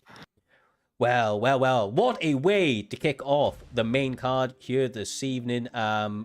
Just coming in with non-stop action as to be expected. We're actually getting a bit of a change from the graphic that you see on your screen right there. Up next, we are going to be having one of the more prolific guys within the community over the last couple of seasons, and that is young Lappo, the absolute terror in the Discord himself, the guy that likes to push buttons of his opponents and get a little bit wild in the cage. He is incredibly active, really likes to put in the work, and he's going up against King Wicks, which should be a really, really fun fight. I don't know which way this is going to go. I know that there's a bit of separation between them, so the ping may be a little bit of a factor, but seems to be relatively stable at this point, Humble. Relatively. That's all right, yeah. I don't know. We'll see. We'll see in the fight. We'll see how it goes. But it's jumping from 50 to between 50 ms. So not my ideal sort of fight if I was either guy. But at the same time, we are an international league. This is where you have to come in and kind of play people. I remember getting an echo coin in the threads and saying, I can't exclude people in the world from playing esports UFC 4, and connection, and sometimes it's going to be a problem. So on that note, I've got to learn to play against everybody in every system style in every single country, and sometimes it's going to be slightly delayed. So you got to pick it up. You don't see Fadinator ever complain about someone's ping. No, look, ultimately, right, it is one of those things. There is certain levels where it can become problematic, and we do have certain guidelines in place, like they can basically decide to not go ahead with the fight if it's unstable over certain connections and so on and so forth. But it's mainly about the integrity of the matchup, and of course, it's something that we are vigilant around and we'll continue to try and work with the community on. But as you mentioned, international league, sometimes those pings are not going to be 10, 20, 30, 40, 50 as you would hope if they were fighting somebody nearby. But we'll see how much it impacts this one, Jedi, as they're going to try to start out pretty quickly with the 5-star picks full in effect. We have Conor McGregor up against Volkanovski, possibly the guy on the next cover of the game. I wouldn't be surprised. Yeah, I wouldn't be surprised either. I think that's what a lot of people are theorizing. I like how at the very beginning of this round, Wicks landed a leg kick, and then immediately Lappo responded with 2 leg kicks. There's something about this game wherein you get late, and it's kind of the same thing in real life. When you get kicked, you always kind of want to respond with a kick. It's a weird habit, but nice takedown there from Lappo. I don't think anybody saw that coming, Humble. Yeah, 100%. And just to go back to your point as well, in boxing, when you first classes of boxing, you get taught about mirroring. When you throw a jab, they throw a jab. And one of the reasons you can kind of counter that is by you initiate, you see the pattern, you see them throwing back as they mirror you. It's just a human habit, and then you counter it, and that's exactly what you want to do sometimes. You throw a kick, they throw a kick, then you've got to counter it, Cyrus. You've got to pick up on that and notice that they're throwing when you're throwing the same combinations back. Yeah, exactly right. Any trend that your opponent is likely to fall into, it's all about being aware of what you're doing and what the counters to what you're doing is, because that allows you to plan accordingly and to continue to stay one step ahead of your opposition. Right now, I feel like Lappo is being a lot more composed than he ordinarily is. He's really trying to work that right leg of Conor McGregor and to take this fight deeper, but he's got to realize that these guys only have 3 rounds to do it, and like the silly sausages they are. They've set it at 5 out here, huh? Well, they've set it at 5. No, what though? I like it sometimes because it gives you a target, right? And if you're both guys, you're like, we can't let it go to decision. We're gonna finish the fight. Beautiful work right there from Lappo as he hurts King Wicks' leg. And yes, they're against the clock right now. There's a buzzer needs to go off Cyrus, and it needs to be a knockout. He's utilizing that side kick very, very nicely. A little switch kick here and there as well. OG Wicks has been relatively impressive in his shot selection, but I just feel like he's being a little too active out here, Jedi, and he's going to put himself at a bit of a deficit if it makes it into the later rounds. I mean, what other option does he really have right now, Cyrus? He's fighting not only the clock but the pick as well. Fighting against a Volkanovski, whether it be featherweight or lightweight, that's a tall order, man. Well, so it's timing. I feel like right now he's just trying to be the first guy going first every single step of the way, and that's causing him to burn his stamina at an increased rate against a guy that already is going to have better cardio than you. The fact he's been rocked, the fact he's already behind, puts him in a difficult spot. So, Humble, you know as well as I do, he either has to go balls to the wall and say, look, I'll get finished in the next round, or I'm going to finish him. Or he needs to try and make an adjustment early to try and equalize that out a little bit, because it's not out of the reach. It's a bit of a lead, but not out of reach. Yeah, and obviously, Conor McGregor, you can capitalise on your opponent's mistakes and pick your shots few and far between as well. So he doesn't have to go balls to the wall, Cyrus. Well, he might have to with the leg, but switch stance. Like, you've got power in both hands. He just needs to pick his opportunities. He can't throw too much. Volkanovski is difficult when you're going tit for tat with him and you're letting him throw different combinations. He's so hard to predict because he's so quick, Jedi. yeah. Well, listen, you can switch stances, but there's really only so many kicks from Volkanovski that you can take, and just like that, he's right back on top of those leg kicks, trying to chop away at that leg. I mean, he probably doesn't feel like he's going to switch stance, that he just wants to box with him. So, go ahead and keep chopping away at that leg. If he's not going to block it, Cyrus, you might as well hit it. Yeah, for sure. But look at these combinations. Young Lappo up in the pace, has him hurt, going for the kill shot. Oh! Nearly got caught right there, but Volkanovski durable as ever, and Conor McGregor starting to press it back. OG Wicks is trying to get some offense, mountain offense, Cyrus, to kind of come back in this fight because he looks hurt everywhere. If you do look at the Volkanovski stats, he has been landing. It's just the leg. He can't stand. Checks it back. Beautiful fight. Yeah, about needing. Lovely little pull. He's getting some successes out here, Jedi. Just seems to be fractions of a step away from getting a big landing, damaging shot. Yeah, I mean, like, listen, this is coming from a guy who's not a Division 20 fighter. Big head kick. But listen, when I start to see a guy pulling my combos, I'm gonna start to change up the timing to these things. But listen, don't listen to me. We just saw Lappo go for a tremendous takedown, which was successful, puts him in a good position, albeit neutral. But this is a much more difficult position for Wicks to work out of than it is for Lappo, Humble. Yeah, it is exactly that, and we'll see what work they can do on the ground as well. Like Conor McGregor, as you mentioned, like it's hard for him to get back up to the feet. Volkanovski dominates here, Cyrus. You look what he did to Islam Makhachev, and you don't expect him to kind of dominate someone like him, but he did. He's a powerhouse on the ground. Yeah, honestly, he's a bit shorter, right? But he's a wide old guy, and he has a lot of power in him. That lower center of gravity allows him to really clamp down in certain positions as well, and control people in ways that may be a little bit, shocking at first glance. But he has showcased time and time again that he is a complete, well-rounded fighter, and Lappo is showcasing that he is, able to utilize those skills as he's working the striking, working the ground game, now getting the stacked guard, ground and pound. Big damage landed there, Jedi. Yeah, that was a lot of big damage, but Wicks is able to kick back off and get back to his feet. He's able to finally switch stance, and oh, nope, he's going back to risking it all with that leg. Yeah, I mean, this that's really not the smart decision. From what I would feel, I would think that he would want to go back to being unorthodox and save that leg a little bit, but no, here it is with Lappo taking him down again. I don't know. What do you think Wicks needs to do, Humble? What does he need to do to find a little bit more success, keep from getting taken down? He just needed to block the takedown really, because he started to press his opponent, he switched stance, and he's kind of inviting him onto the leg, but he clearly doesn't feel comfortable fighting from this stance. He needs to go first. If he wants to win this fight, he needs to go first. He needs to control the distance and manage the range better than he is so far. The reason he's not being able to do that is because of those leg kicks.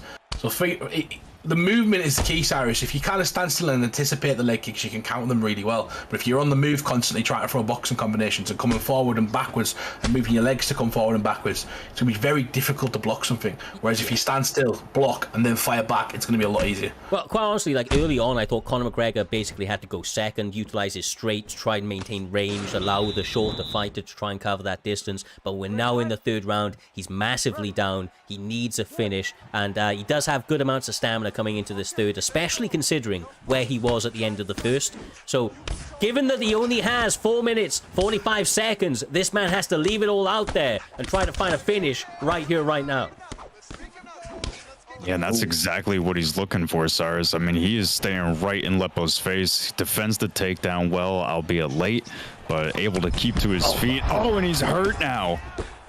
The durability, the inner dog of young Lappo and Volkanovski trying to push for a finish, but he's getting clipped. I mean, OG Wicks out here really trying to find a finish, Humble. By hook or by crook, he is throwing every single shot at his disposal. Gotta be careful of doing stuff like that, though, leaving himself incredibly vulnerable. Oh, getting turned and takedowns right to the ground. Beautiful work from Lappo, doing exactly what he needs to do, chipping away at the head off right now. He's got 3 minutes and 30 seconds to get a finish. We can't forget, this is a 5-round fight. It needs to be 3 rounds, so they've kind of effed it, and they need to get a finish right now. Yeah. So for anybody that doesn't know, if it does make it out of the third round, one of these guys will bow, the other one will knock them out, and we will go to the judges' scorecards for the round-by-round analysis. I don't think we're going to need it, though. These guys are heating up. They're leaving it out there. Another rock for young Lappo, and he has the stamina to hunt the finish. Yeah, he just needs to be patient out there, Cyrus. You know, he's throwing a lot of combinations as soon as his man's is rocked. You know, you see him, you know, moving his head around. Just stay patient, take a deep breath, throw 1 or 2. He's got him hurt again. Oh, and he's down. One shot in it. One shot in it, and he gets it. Young Lappo from...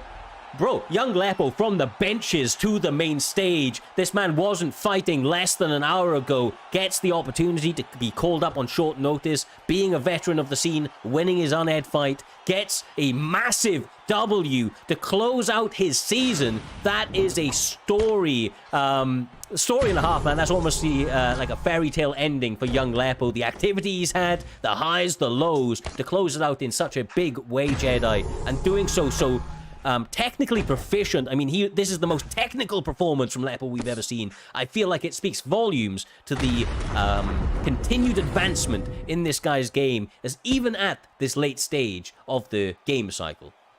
Yeah, well, I mean, you know, listen, that's I feel when you typically see people peak in their performances is right before the game becomes relevant and we move on to the next iteration. But fantastic, tremendous fight for Lappo. You know, like you said, as you know, going to being somebody as a late notice. Late replacement to, you know, having such a, you know, having the fight kind of already screwed up with the 5 rounds and still, you know, performing under that type of pressure of, you know, it was fantastic. It was a great fight for Lappo, so congratulations to him. Great week to 2 wins, Cyrus. I don't know. I'd love to get from Doc because we didn't get his sort of ranking. So I'd love to get from Doc if he wins those 2 fights and you put the scores on. Does he make it into the top 16, Cyrus? Because that had been one of the clutchest moments.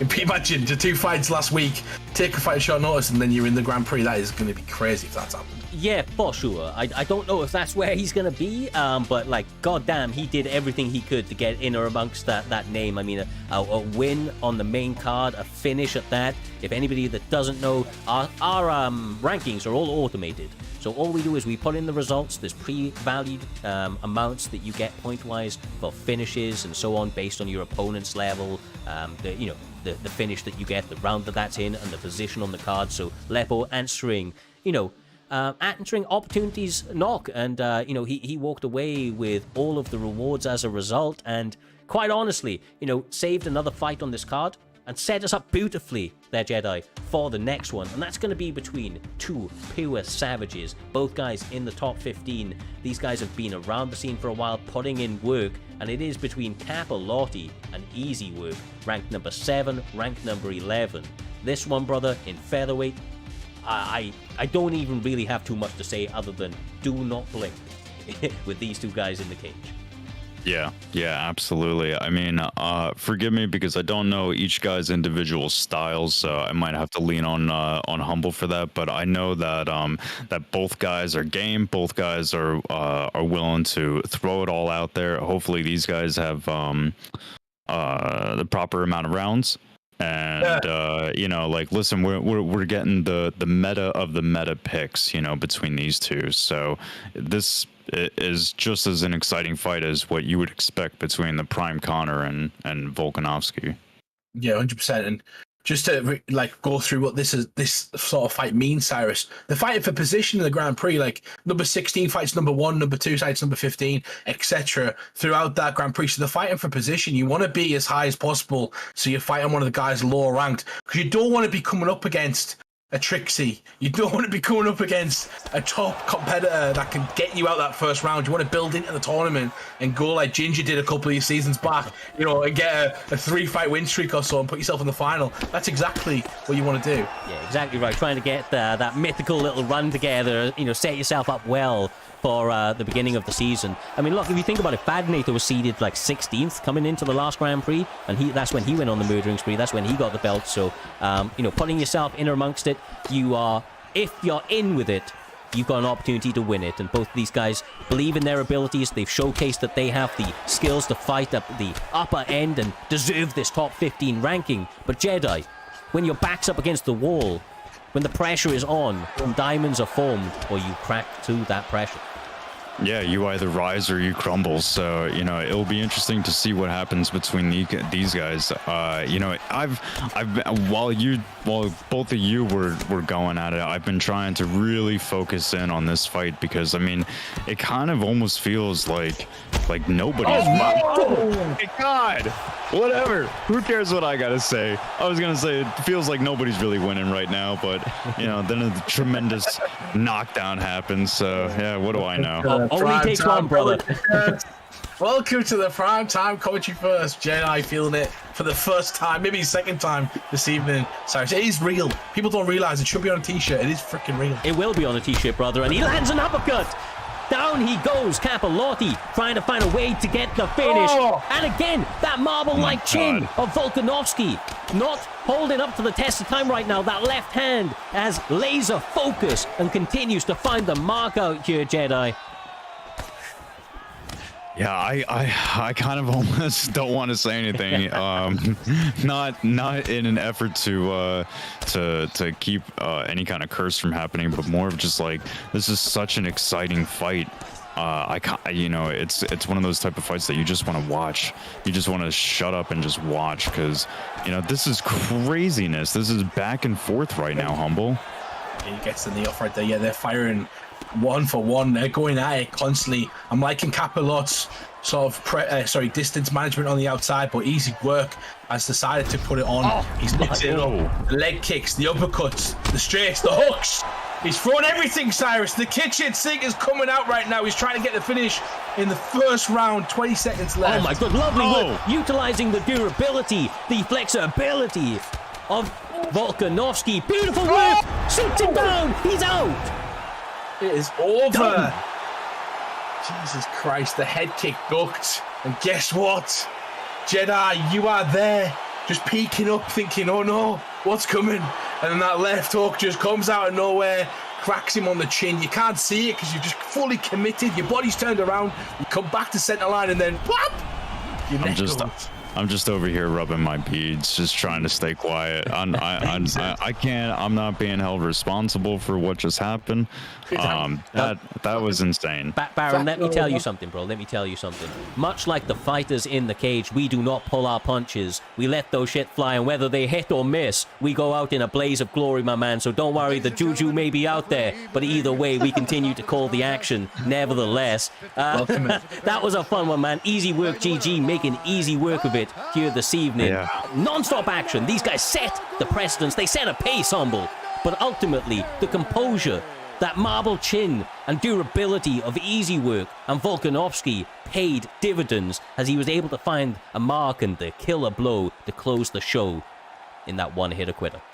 Yeah, man, like, we have difficulty every single week picking the knockout of the night. And that might be a contender for knockout of the night. Easy Work, getting the job done. We're starting to see his name much more. Last season, he could potentially be breakout star of the season. Like, there's a few, obviously, Ginga's got to be up there. But what I'm saying, Cyrus, is I'm noticing his name more and more as we're moving forward. And it's good work that he's doing, because that was a fantastic finish. Yeah, it truly was. It truly was. And I honestly, I look forward. I really look forward to seeing what that guy can do in future. With this late kind of run he's put together, like you say, he's been kind of one of the guys that, you know, he had a bit of a difficult start to the season, but truly has put it all together come the end. And you know, I don't know whether or not it's just confidence building, whether or not he has made some, you know, big adjustments in his game.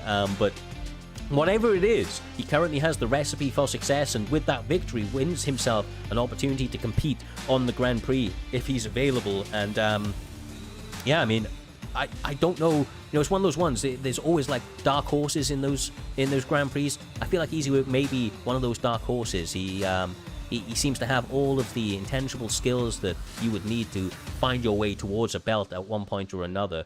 Now, sorry, bear with me one moment.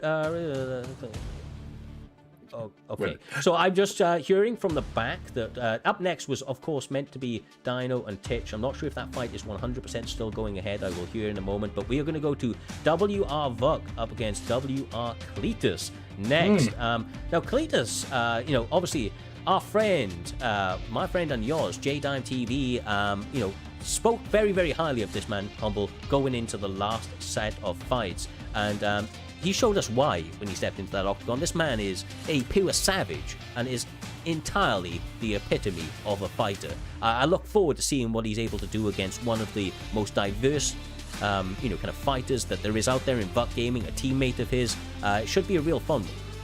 Yeah, 100%. And J-Dime was praising one of these guys, but I cannot remember who it was, Cyrus. He was saying, I can't believe this matchup, it's going to be one-sided, essentially. That's what he said. But I can't remember if he said that about Cletus or Vuck Gaming. So I guess J-Dime will find out in this fight, because the one guy's 3-0. Vuck Gaming's one of my favourite competitors to watch. He mixes it together so well. If you're not used to fighting Vuck Gaming, is like, it's just, he'll change it up constantly. He constantly mixes it up, constantly makes it difficult. And essentially, this might be a tough fight for Cletus.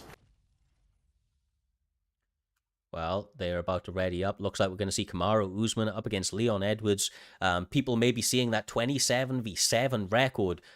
If you don't know, if you're new to these parts, that doesn't mean shit, nothing. Lads. I'm telling you, we've seen people with like, what was it before? Somebody had like a 49-1 record, and the one guy won. Yeah. So the one guy won. So look, I'm telling you, anything. It's all about when the pressure's on, man. It's about, you know, absolutely being focused, zoned in, and willing to execute a given game plan. I have lofty expectations of what Cletus is, you know, able to do, and for my money, with Vuck, I have such a respect for his game, Jedi. I really, really do appreciate his all-round abilities on this game and what he's been able to do within this community already. He still has a lot to go in him, but for me, Cletus is now showing us, like, is he a real fighter? Is he of that level? Does he deserve to be mentioned with the best? Because Vuck is one of the best, and he's constantly been there season after season. Yeah, Vuck is one of the best. I got a really cool opportunity to talk to him on my podcast probably about a month ago when he was looking to retire, and it's really a great opportunity for me to be able to not only watch him, compete again before the end of the season and before the end of the game, and we move on to the next one, but to be able to commentate one of his fights as well, especially in prime time. Now, Vuck is like you said, like he's a world beater, man. He can do everything and anything. He can.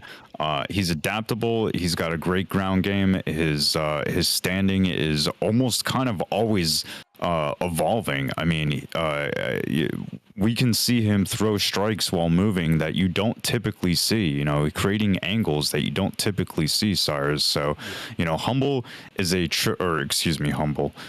Who cares about Humble? No, Vuck is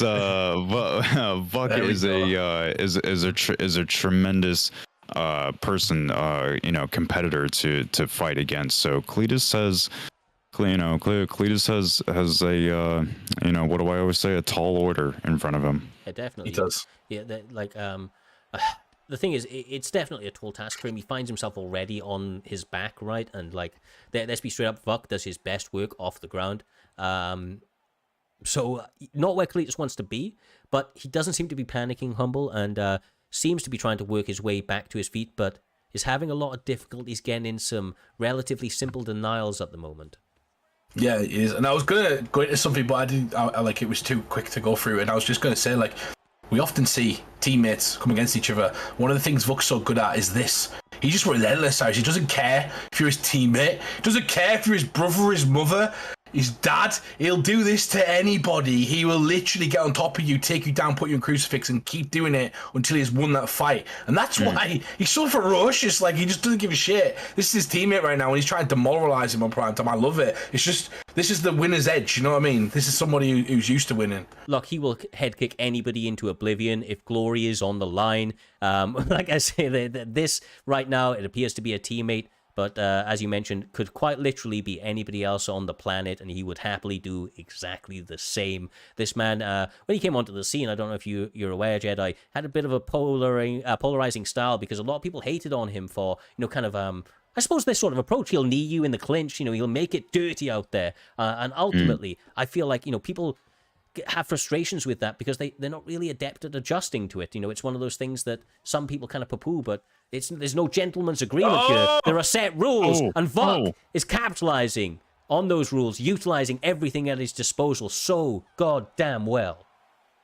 I feel like Vuck is probably hands down Humble's favorite fighter, just from the way that he plays, because knowing Humble and the way that he likes to be as dirty as possible, hit your opponent on the glove touch, etc., that he probably looks at Vuck like an icon. Yeah, there is some things though about it. I like the people who essentially capitalize, take their opportunities. Your fight starts when the referee says fight. There's no touching gloves, all this crap. I've seen people get taken down. I like it. I just like people who essentially take their opportunities and try and win the fights out. And you can see it gives him an edge. Yeah, for sure. Oh, nice. I'm liking the mix-ups, the feints. Edwards, Cletus coming into this round utilized a lovely little combination, Duke in different positions, but you could see that the anticipation of the first takedown attempt was clearly weighing on his mind, and I feel like it's hindering him at the moment and making him really, really, kind of give up positions. He's almost kind of conceding positions based on a mental note that he knows that Vuck is going to get him here, and when he does, maybe in the training he's found that he's not able to get up. So I don't know. I feel like there's a mental block from Cletus right now rather than a technical one. Yeah, I'm not 100% sure. I mean, that could possibly be the case. I mean, while it's not always the case that the guy who has 22 wins is going to win over the guy who has 7 wins. While it sometimes goes the other way, I feel like that's less likely than the latter. I mean, we're seeing Vuck just have absolute domination, have almost no adversity from Cletus. And, Cletus is, he's a top competitor as well. So, who knows exactly what is going on with Cletus right now, Humble, but, something is going to have to change because he is just getting pounded on. It's been too obvious. He's getting beaten.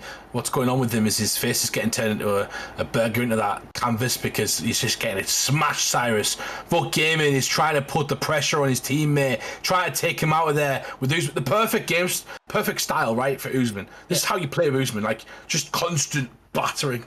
He's been relentless, bro. He's been absolutely relentless, as he said. That is his style. That is what he is known for. He is all about absolutely just, squeezing every opportunity out of this fight, really, really showcasing what, a powerful kind of grappling offense can really, really do, because you're able to dictate where the fight takes place, and as a result, he's able to work in a realm that he feels most comfortable. Beautiful ground and pound, maybe it right here. Gets the finish.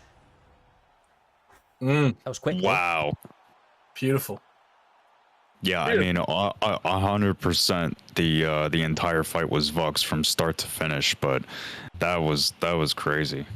That was a beautiful performance from Vuk. Really showed his experience.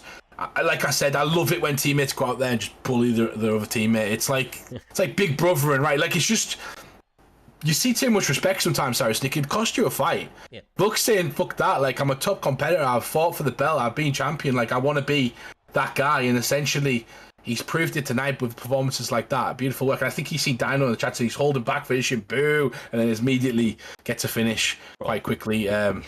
If he was holding back during that fight, I don't want to see what he's able to do at full force. That guy mauled his opponent. Was one of the more dominating displays of grappling that we've seen in quite a while, and a bit of a setback there for Cletus, quite clearly showing that there is potentially legitimate holes in his game, at least against the level or caliber of fighter that Vuk is. But he's going to work on that, I'm sure, and we will see what he's able to do with it coming into the last and final season of UFC 4 within Primetime MMA, and that is the next one's up. Before we hopefully get UFC 5 around the corner for all of the guys. Bro, it's going to be crazy. Yeah, it's going to be crazy. With that being said, though, we will move upwards and onwards to the next one. It is going to be between Dino and here we go. Not Titch. Unfortunately, Titch is gone missing. There is a gentleman stepping in his place, and that is going to be Bravo, from what I'm hearing. 11 Bravo, or just 11 Bravo? Please tell me it's 11 Bravo, Doc. We'll hear from these guys in a second. Right now, quite honestly, I believe they're just getting all set up. Sorry, it shouldn't be too much longer as they do just that. But if this is 11 Bravo, which I think the doc just confirmed, it makes for a really, really, really fun late notice replacement. 11 Bravo is a gnarly veteran, been around the scene for a long time now, and I feel like this one makes a real fun one, Humble. Yeah, 100%. 11 Bravo is a guy who I've literally watched him submit 3 or 4 of the best players in the world in a tournament in a row, and then they make him do them again because they didn't like the submissions he used. So he went and did it again with a different submission to every single guy. And I'm not going to name all the guys he beat, but they were like the champions of every sort of league, everything. It was the best of the best, and I've watched him do that. He's got so much skill on the ground, but he's had a bit of time off, so that affects you massively, Jedi. When you take that time off as a top player, we'll see if he can come back and perform well against someone like Dino, who essentially can be one of the best in the world on any given night, but it all depends on his mentality. Yeah, I mean, I think that's kind of the story with Dino, is that on any night he's the best, and sometimes it's not always on Saturday nights. He's had a little bit of an up and down this season, but Dino is still a killer, especially on the ground. I try to dashboard whenever I come across him online and ranked. Because I can't deal with that. So yeah, I mean, it will be interesting to see what happens between Dino and Bravo, especially hearing about Bravo's ground game, Cyrus. Like, I'll be real upfront with you. I fought Dino recently, and on the feet especially, right? Like, we had this like 250, 260. Like, he's fun. It was a fun fight. You know, I know that he does his main work on the in the grappling, but we were striking for the majority of it, and he quite clearly has skills there. But what I was really going to point out is I was amazed at how little impact any delay had at all. You'd think with those high numbers, you'd feel physical delay. I didn't. Like, genuinely didn't feel anything. In the striking, there was definitely impacts in the grappling. There is noticeable, delay, so you kind of have to preemptively do it. But in the striking, it was surprisingly clean, which I think is one of the reasons that Dino has been working on the striking more predominantly coming into the later ends of this game, because it feels more natural, feels a lot cleaner. And as you can see, this is probably one of the cleanest streams that we've had here this evening from these two gentlemen. Absolutely picture perfect from Dino Gamer there. Yeah, it's barely moving. Like, the ping's going from 60. Oh, actually, I lied. And then it's going between 10. No, that's absolutely fine. We've seen it earlier on. It was doable when it was jumping 50 or 60. And I just want to say, Dino was obviously talking shit about Vogue Gaming in his last fight in the chat. Calling it boo. He's holding back. He is the decision king, Cyrus. What is he talking about? He is the decision. We had a 98% finish rate in prime time last season, and Dino was the 2% decision rate. So what is Dino talking about? He was patting himself on the back last week because he didn't go decision. He went, look, I didn't go decision. Yeah, 1 in fucking 12. Like, come on. Sorry. No, you're good. As you said that, I want to give a shout out to Jedi, Pudgy, Humble, Jon Snow, Smudger, and everybody else getting that hype train going. We appreciate the continued support of each and every one of you. The views, the biddies, all of the support on every platform is massively appreciated. You guys make this community beautiful, and we continue to try and put on shows that, that they all deserve, man. They all deserve. And I have to say, these guys have been delivering. They've been putting on shows for each and every one of us to get hyped around these, these Saturday events. And I imagine that this one is going to be no different as they open up nice and quickly, Jedi, trying to feint at each other and give different looks. Here we go. Yeah, I'm already liking what I'm seeing from Dino as far as using the while TJ Dillashaw doesn't have a lot of unique movement that contextually switches into a strike. He does have one piece of movement that will switch into a hook, which if mixed in well, it hurts. It'll knock you down. It'll knock you out. So. I'm interested to see what Dino does with the TJ Dillashaw. See, there he goes with that hook. Excellent. So I want to see more of that, Humble, because I like that type of stuff. As a primary dominant cruise user, I like that kind of stuff. Yeah, and I love that as well. I'm one of the guys who kind of really worked on that for a long period of time. Essentially, what you've got to be though is careful, because doing those them sort of moves puts you in a highly vulnerable position. So you can't overuse it. You've got to mix it in with your strikes really well. 11 Bravo is looking, Cyrus, for one moment to take the fight to the ground. He does not matter what stamina it's at. It might matter the ping, but he can submit anybody full stamina. So you've got to be very, very careful of letting him kind of get over complacent and thinking he's out of the fight, because if he takes you down once, he can end the fight. Absolutely. He's looking for one. Oh my god. He has to get it there first, though, and right now, Dino Gamer looking clinical, absolutely choosing his shots perfectly. The takedown defense is impeccable. His defense has been impregnable, and he is looking to get another sensational win on his resume, but a lot of time left to work, and 11 Bravo's, kind of really digging deep here, trying to find tricky ways to work his way into grappling exchanges, Jedi, just like this. Yeah, exactly. Because I mean, listen, if he's gonna find his most success on the ground, he's needed a way to get there. So now that he's there, he's gonna have to put some work on, Humble. Let's not worry too much about the ground and pound. Let's stick with what got you to the dance. He can't go for the rear naked choke as well, so this back position is kind of irrelevant unless you get the armbar. So he's looking for side control, maybe the Kimura, or trying to get into a position where he can get a good denial. This isn't a real position where he's got something. So the ground and pound's there. Maybe that's the kind of key. Work on the ground and pound, maybe get some read, Cyrus, for the next round, but you can see already everything's slowed down. Yeah, and honestly, I like the fact that Dino isn't threatened by the grappling of 11 Bravo, it seems like. He was going for his own knee bar a second ago, and I feel like Dino's like a guy that is not lacking in confidence, to say the absolute least. Finds his way back on top, only 7 seconds left, but I feel like a competitive first round, but one that Dillashaw won comfortably, as you see right there, Jedi. it's all about whether or not 11 Bravo can make adjustments, because I don't want to give it away too much, but there is certain patterns that Dino is setting on the feet with his striking. I don't know if 11 Bravo is comfortable enough to make those reads quite yet, though.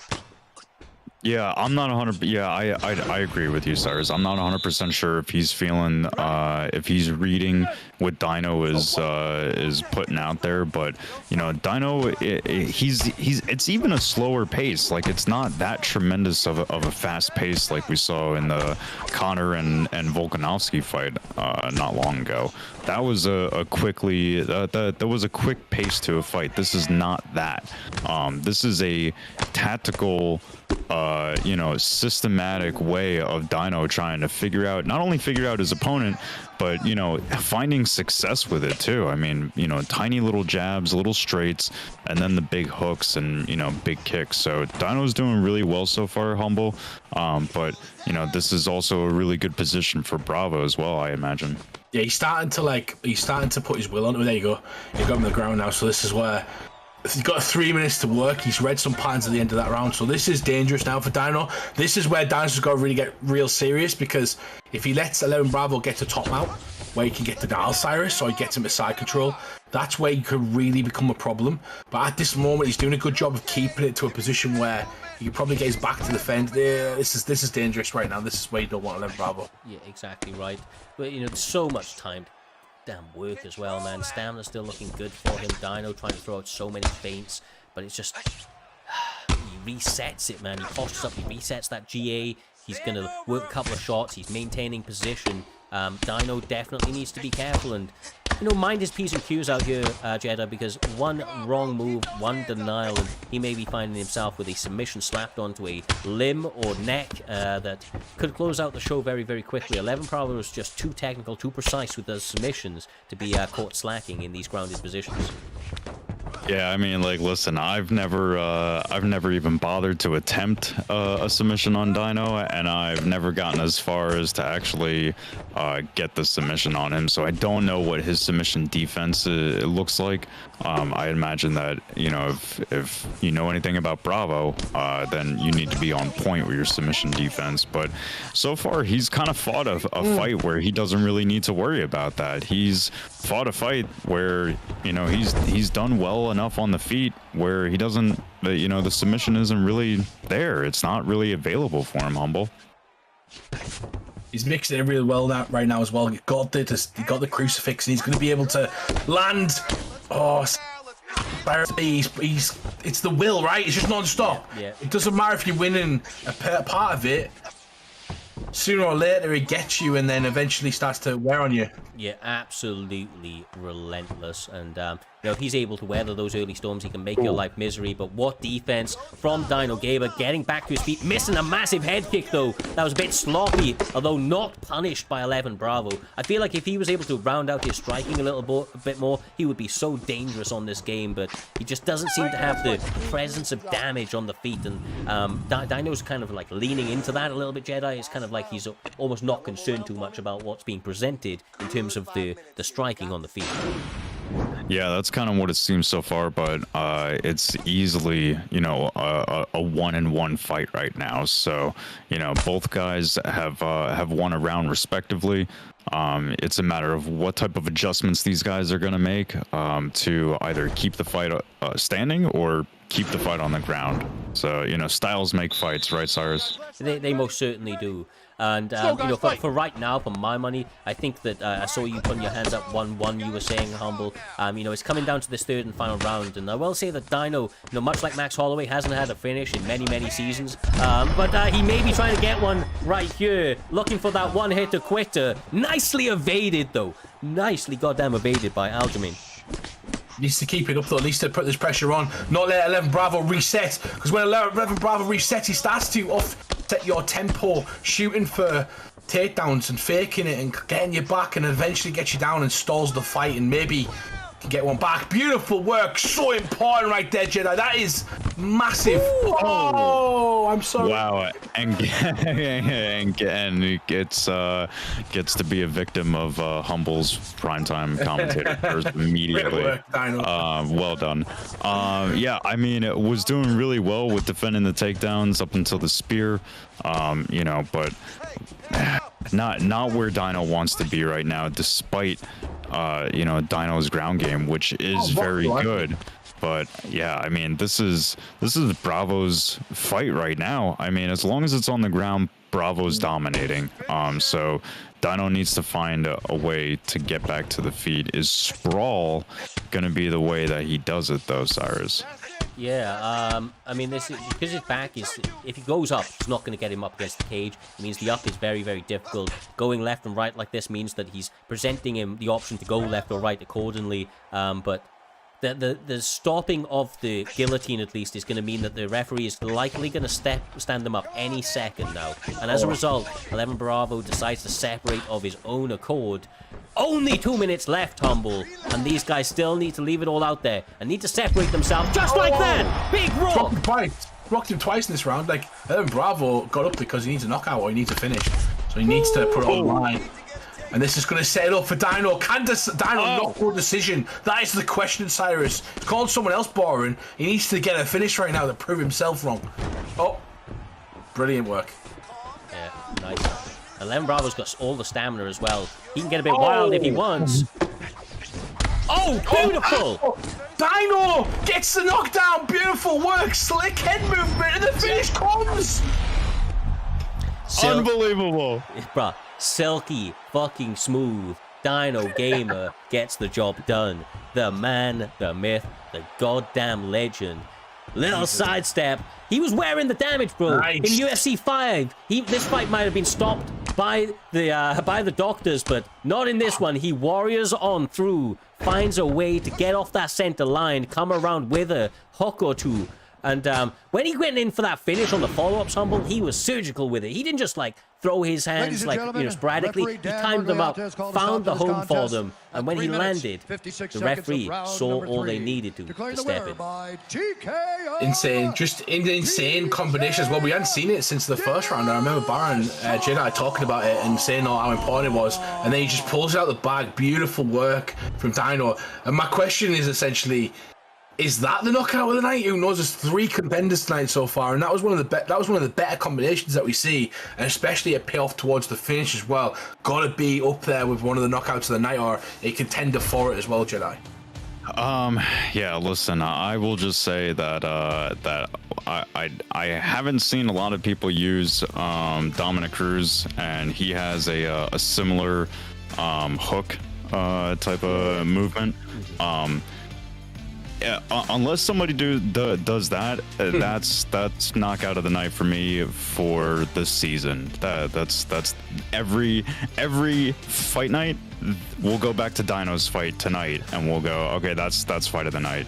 Do you know what? I was impressed with the finish night, but I do feel like you guys are maybe overthinking it. There has been some very, very tight contenders for knockout of the night. I feel like what makes this special is the fact that Dino does not get finishes, so the fact he got one is just making it that little bit special, right? But fair. Credit where credit is due. That guy went out there, left it all on the line. You know, credit as well to his opponent who made this a game fight, you know, on very short notice. You know, the guy took the fight within the last half an hour, didn't get to prepare for Dino, which is a tough guy to prepare for in the best of days anyway.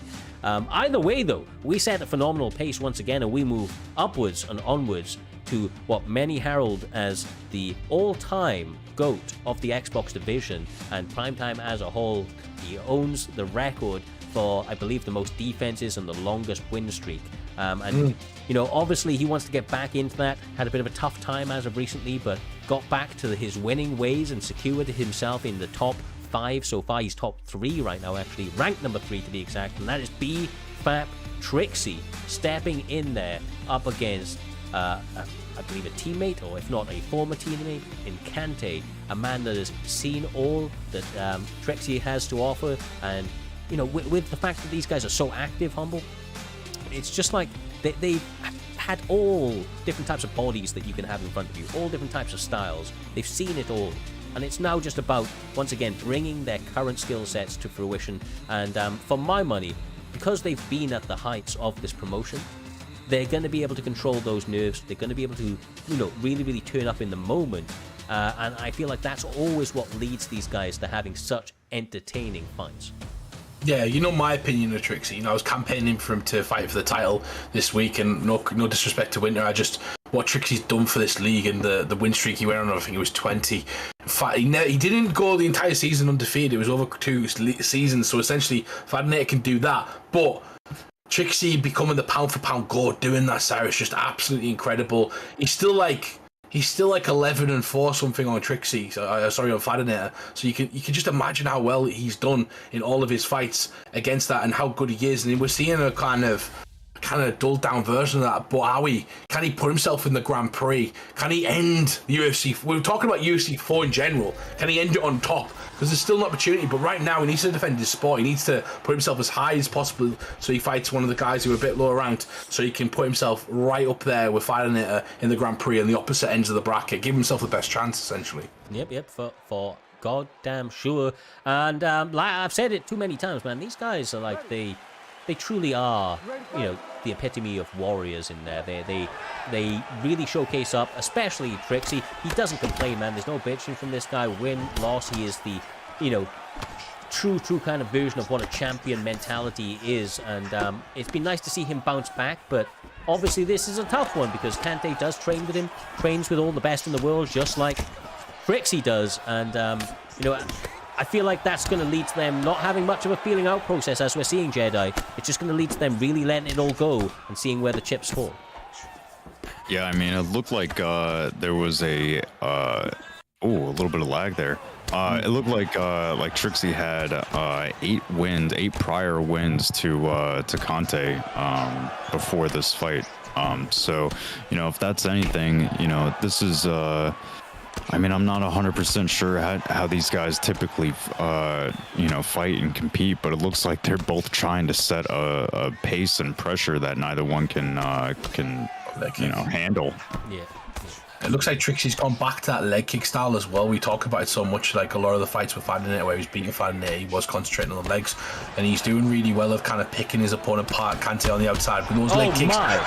Catches him with a straight uppercut straight, goes to the body, and Trixie is firing, looking absolutely brilliant right now. If you want to make a statement, go to the Grand Prix. This is how you do it, Cyrus. Absolutely, brother, absolutely. Trixie is completely tuned in to the finishing ways. He holds most of his victories are by finish, especially as it approaches that second round. To see him doing such great work in the first round shows me that he realizes and has adjusted to some of these 3-round fights out here, because he's been fighting in 5-round fights for so long. I feel like those 3-round fights were a bit of an adjustment at First Jedi, but now he's just absolutely turning it on from the opening bell and finding the way to land that damage early. Yeah, it looks like ever since that rock, it's given Trixie a tremendous amount of for whatever reason, courage is the only word that comes to mind, but it's not courage, confidence, that's the word. I knew it started with a C. But yeah, no, it looks like Trixie has almost unbreakable confidence that he kind of almost looks like he's not even really respecting what Kante is throwing at him now, Humble. It looks like he's just he reads them, he sees them, he knows exactly what's coming, and he knows exactly how to counter it. Oh my goodness! Goes after him, left hook, knocks him back. He's got him against the fence. Trixie, beautiful pressure right now. And this is where he's dangerous, cutting off the cage, just touching his opponent, trying to keep him where he is. Good work from Kante to circle out. I was about to say before that, Cyrus, Trixie, a usual fight with Trixie is where he gets hurt. So this is an unusual fight for Trixie because he hasn't been hurt. So Kante is now with this fight. Trixie gets hurt in every single fight. Oh my god! This might be it! I'm wrong! I'm always wrong.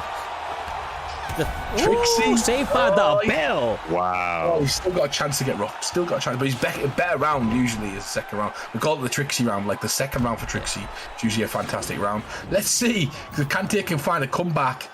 It might be one of the greatest comebacks of the night, especially could potentially capture our eyes. He's got a big, tall task up ahead of him, Cyrus. Absolutely, he does. And you know that Trixie's confidence is going to be absolutely booming. What actually makes him so dangerous is the fact that he does just this. He finds a mark. He doesn't just, you know, kind of overcommit, though. He will take moments to reset and continue to oppress the damage, so it accumulatively adds up for the finish. He knows the finish will come if he continues to just go to the well and do the work that got him to the dance in the first place. And it's what's leaving Kante kind of a little bit lost on the counters here, Jedi, because he's not getting too many openings. You know, he's having to make them all like that. He's having to make the opportunity for any damage to land. Oh. Yeah, he's trying to make those opportunities, but he's leaving himself wide open for Trixie, which, you know, Trixie is well aware of exactly what Kante's doing. Oh, he catches him! Trixie's Catches him! Drops him! God! Oh, he's overcommitted. Kante's got the opportunity, and the Survival King survives again. If you don't know, now you know. You've got to knock Trixie down about 15 times to finish him, unless your name is Fadinator. Yeah, much like Charlie Olives, he gets plus 10 on his chin every time he gets sat down. And that's... Yeah, I know, don't worry. It's from their end, not ours, so we do apologize for the minor technical issues, but it doesn't seem to be impacting the action that we are getting to witness here on Primetime 107. Big ground and pound from Kante, trying to finish the fight right here. I can't believe this. This is a crazy fight. This might be fight of the night. Trixie and Kante going at it. Back and forth action. Just when you think one's winning Jedi, the other swings it round. This is what we expected. High level competition from both guys. Who wants it the most? We're about to find out if it comes back. Yeah, this is this is a oh my god, this is the ESPN fucking classic right now. Unbelievable. I mean, typically the best fights in PT are when it's back and forth like this. And this is just, like I said, it's living up to be a classic immediately. So, you know, if Trixie can get back to what he was doing, which was leading him to success, which, you know, is mostly just, you know, setting the pace, keeping the pressure, keeping the distance. I mean, unless he gets back to that, like if he gets back on the ground and Kante starts pounding on him again, you know, this is anybody's fight right now, honestly, Cyrus. Yeah, oh my goodness, he lands the lead upper, and that is it. Lead hook straight. Sorry, Cyrus. Trixie gets the job done, Cyrus, but you were saying lead hook straight. He followed the pattern. The information was downloaded.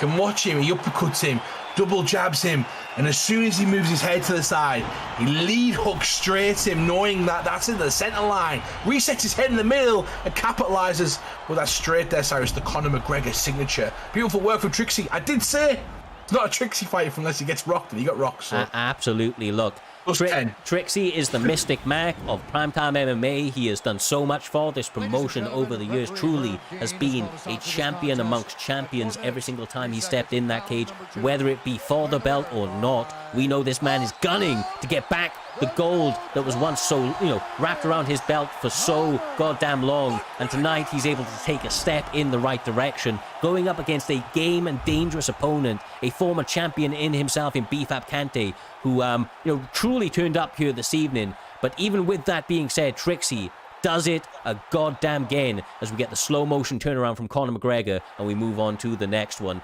A beautiful, beautiful performance of beautiful destruction between these two competitors, and one that will go down in the history books as might be one of the fights of the season. Those guys truly kind of went at it right there. I look forward to the next one. Talking of the next one though, Baron, we are going to be having what was highlighted as one of my standout fights of the night, the one that I've been eagerly anticipating from the beginning to this point. And much like I said everything about Trixie and, you know, what he has meant to the promotion on the Xbox side of things, the things that he has done, the records and resumes that he has accrued throughout the season, the exact goddamn same, brother, can be said for NM Smudger. Not currently champion, but long reigning champion, set records on the PlayStation division, and looking to try and do that once again here this evening, going up against a noticeable name, a dangerous man, the best leg kicker on UFC 4, period. And that is, of course, Samurai goddamn Robin, my man. This one should be, I can't even say it, man. It's just fireworks. It's my anticipation is at an all-time high for these two guys to get after it. Yeah, I mean, Smudger is a killer, and he doesn't really need to be a champion in this very moment for anybody to know that. But Samurai Robin, he's, yeah, I mean, calling him the best leg kicker in UFC 4 is barely just scratching the surface. I mean, he's an all-around excellent kickboxer. You know, is able to mix it up very well. I mean, he's forgive me, I don't know too much about his ground game, but he is a killer on the feet. So, you know, I'm very interested in this fight. I'm curious as to what Humble thinks about this fight, though. Oh my god, this fight is a classic. This is something I used to watch 2 years ago in the main event in most leagues. Samurai Robin versus Smudger, and I feel like Smudger's come on leaps and bounds since then, because back then it was like Samurai Robin was the guy, you know, Samurai Robin was the guy finishing people, and Smudger was kind of barely new on the scene. I'm sure that Smudger fought me, maybe, and got onto the scene. Cyrus like kind of found out about it that way, and then kind of got himself on, and then just exploded, going to the right camps, kind of doing the right stuff, and essentially putting himself in a position where he is the PlayStation Primetime GOAT for 2 seasons in a row. And right now he's fighting a guy who is 4-0 going into the Grand Prix. This is so important. Samurai Robin going into the Grand Prix 5-0 and beating an old rival, an old friend. That is huge. If he can do that, he's going to give himself all the momentum in the world, where Smudger's defending his spot, defending his honour, showing who's the big dog at the moment. He's showing he's ready to take that belt back from either Ginga or CV tonight. Look, I love both of these guys and the competition level that they bring to this promotion, the displays of destruction that they put in the cage. But I will take this opportunity, as they're just warming up in the first minute of this first round. Smudger sent me his traditional message he does, Jedi, before each and every card, and this is what he said, along with a video clip that I unfortunately can't play. But he went, "Oh baby, I'm feeling just like myself, ready for this Primetime Grand Prix. Gonna be a breeze, 3 in a row. And everybody is undefeated until they fight me." And that's what he's bringing to the cage here this evening, brother. He talks the talk and he walks the walk. He's putting it on right now, Samurai, early. But Samurai is adjusting well there, Jedi. Okay, all right. Well, I love to hear that confidence out of him. You know, listen, you're going against a Dustin Poirier, and you know, if these guys have fought before, which they have a lot of times so far, you know, that's if you get somebody who knows your reads and knows what you're gonna do, you don't really want to give up the pick like that. So it'll be interesting. You know, I know that a guy like Smudger, he's at so far top of the class. Big rock. Samurai! So far top of the class that, you know, picks don't really matter to a guy like that. But, you know, he's got to be on his P's and Q's against the Dustin Poirier, Humble. Yeah, it's been a great fight so far, and he does have to be on his P's and Q's for Dustin Poirier. He's doing really well to kind of land damage, and he's stopped the forward pressure from Samurai Robin at occasions. But what Samurai Robin just did was magical. Beautiful combination to hurt him right there. Just a bit we know loads about Smudger. Smudger's been around for a long time. Samurai Robin, he's a Dutch kickboxer. Like in real life, he's a Dutch kickboxer. The guy's got tons of actual kickboxing experience, loads of fights. You can watch his fights on YouTube. He puts them up regularly. He's one of the Cairn boys as well. Cyrus, so he's put a lot of work, and he likes to study the game, likes to really capitalize on certain combinations, the Raymond Decker style, you know, the Dutch kickboxing. He loves those sort of body kicks and the kicks combinations, and that's what he's really trying to bring to the scene. It really transpires as well when he's fighting. Yeah, absolutely. And you know, once again, I appreciate the technical aspect of mixed martial arts more than anything at all.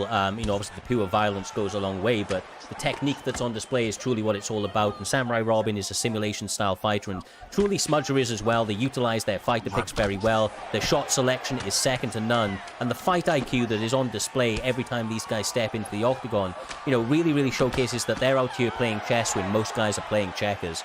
Up against each other, though, Jedi, as you can see, they're incredibly evenly matched. And, you know, quite honestly, on any other night, this would have been the main event of any normal card. It's almost a disservice that we're only seeing 3 rounds here this evening, but my God, is it going to be 3 crazy rounds as we approach this second 5-minute section. Yeah, I mean, I think that they kind of understand that it's a disservice to the people that tune in and watch for it to be only 3 rounds, and they're kind of fighting like it. You know, they're fighting like it's not even 3 rounds. Like it needs to end here and now. So, you know, listen, Robin has been doing an excellent job at the boxing and kickboxing, keeping things on the outside, keeping himself safe. Smudger, he's I mean, I kind of almost feel bad for saying anything that I would want to see out of him, because like, who am I mean, he's been a champ for so damn long, Humble. Like what kind of advice could I give him that he doesn't already see or think of himself? It's hard because they're so good, and you're seeing 5 or 6 different adjustments right now, Cyrus, from both guys. This ends in one shot. This ends in a big mistake. They're kind of picking and probing. The respect is 100% there right now. I felt like Smudger came out of the first round, didn't fully respect Samurai, and maybe thought, you know, I'm ahead of this right now, and came out, and then Samurai Robin had some big shots and got his respect back immediately. And now it's kind of come to the point where we're at that stage, the stage where one big shot ends it. We're waiting for the roller coaster to dip, Cyrus, and it's gonna dip soon. Well, quite honestly, the concern I have for Smudger right now is his head health is a little bit destroyed, and his block is not looking great either. Of course, Samurai Robin can only keep this up for so long. His stamina is burning at a slightly quicker rate, but not at a high enough rate where it's problematic for Smudger, unless he's able to capitalize on some big counters, especially to the body. But it's easier said than done, as he gets clipped by the lead hand. Oh, man. I said Samurai Robin is the man. He's like one of the guys who I've always respected, always thought was top. And when he's kind of came, see those skills have refined, Cyrus. Yeah, absolutely. An absolute, you know, sensational signing for KM. These guys, you know, have been building an amazing roster over the years, and they continue to develop it. And right now, Samurai Robin, being the standout performer of KM here this evening, trying to get the biggest win of his career against the toughest. Ooh. Woo. Defense. Smudger trying everything. He's still not out of it. Smudger's got a breath in his body, Jedi. He is alive. You need to take him out of there because he can end it in one shot himself. I mean, I say, you know, I believe by it that, you know, the fight's not over until it's over. So, you know, you can have absolutely no stamina, and the other dude can have full stamina, and you never know, especially in an EA game. Oh, it kicks him, kick it, that saves his life. Smudger needs a big moment, gets caught with a big shot. Samurai Robin. Oh my god. Oh my goodness. Oh my god. Oh my, what? Stop. Oh, I love this fight. Oh my god. Oh. Who won? Oh, Samurai Robin. Unbelievable. 75 pull elbows later, we finally find a victor. Jesus Christ. Man, they were just like, you go, no, you go. My turn. Boys, for as long as it lasted, that was sensational. Fight of the night for my money, and maybe one of the fights of the year right now. Those guys really went at it for all 8 minutes or so that the fight was going, and Samurai Robin finds a way to pull himself ahead and find the finish. Absolutely phenomenal. Commiserations to Smudger, of course. We know we'll see him back better than ever, but he got a little bit behind in that fight, and when when either one of these guys gets ahead, Jedi, like any one of them, the first guy to get ahead, it's so hard to come back from that shit, man. They're so precise, they're so clinical in the way that they approach the game. You know, they don't leave you much to get it back, you know? Yeah. Well, I mean, like this game is as much about momentum as it is about pace. And if you have the momentum of the fight and you're, swinging your way, it's hard for your opponent to get it back. It's really, really difficult, especially when you allow your opponent to have a better pick than you, Humble. Yeah, like, I don't know, like, just a crazy fight. I knew what to expect, right? I've seen this fight a few times, and it's been fantastic each time, but the skill level was different. But that's like back in the day, Robin. Robin's gone away, came back ferocious, and he is brilliant. Like, I'd love to see him versus CV.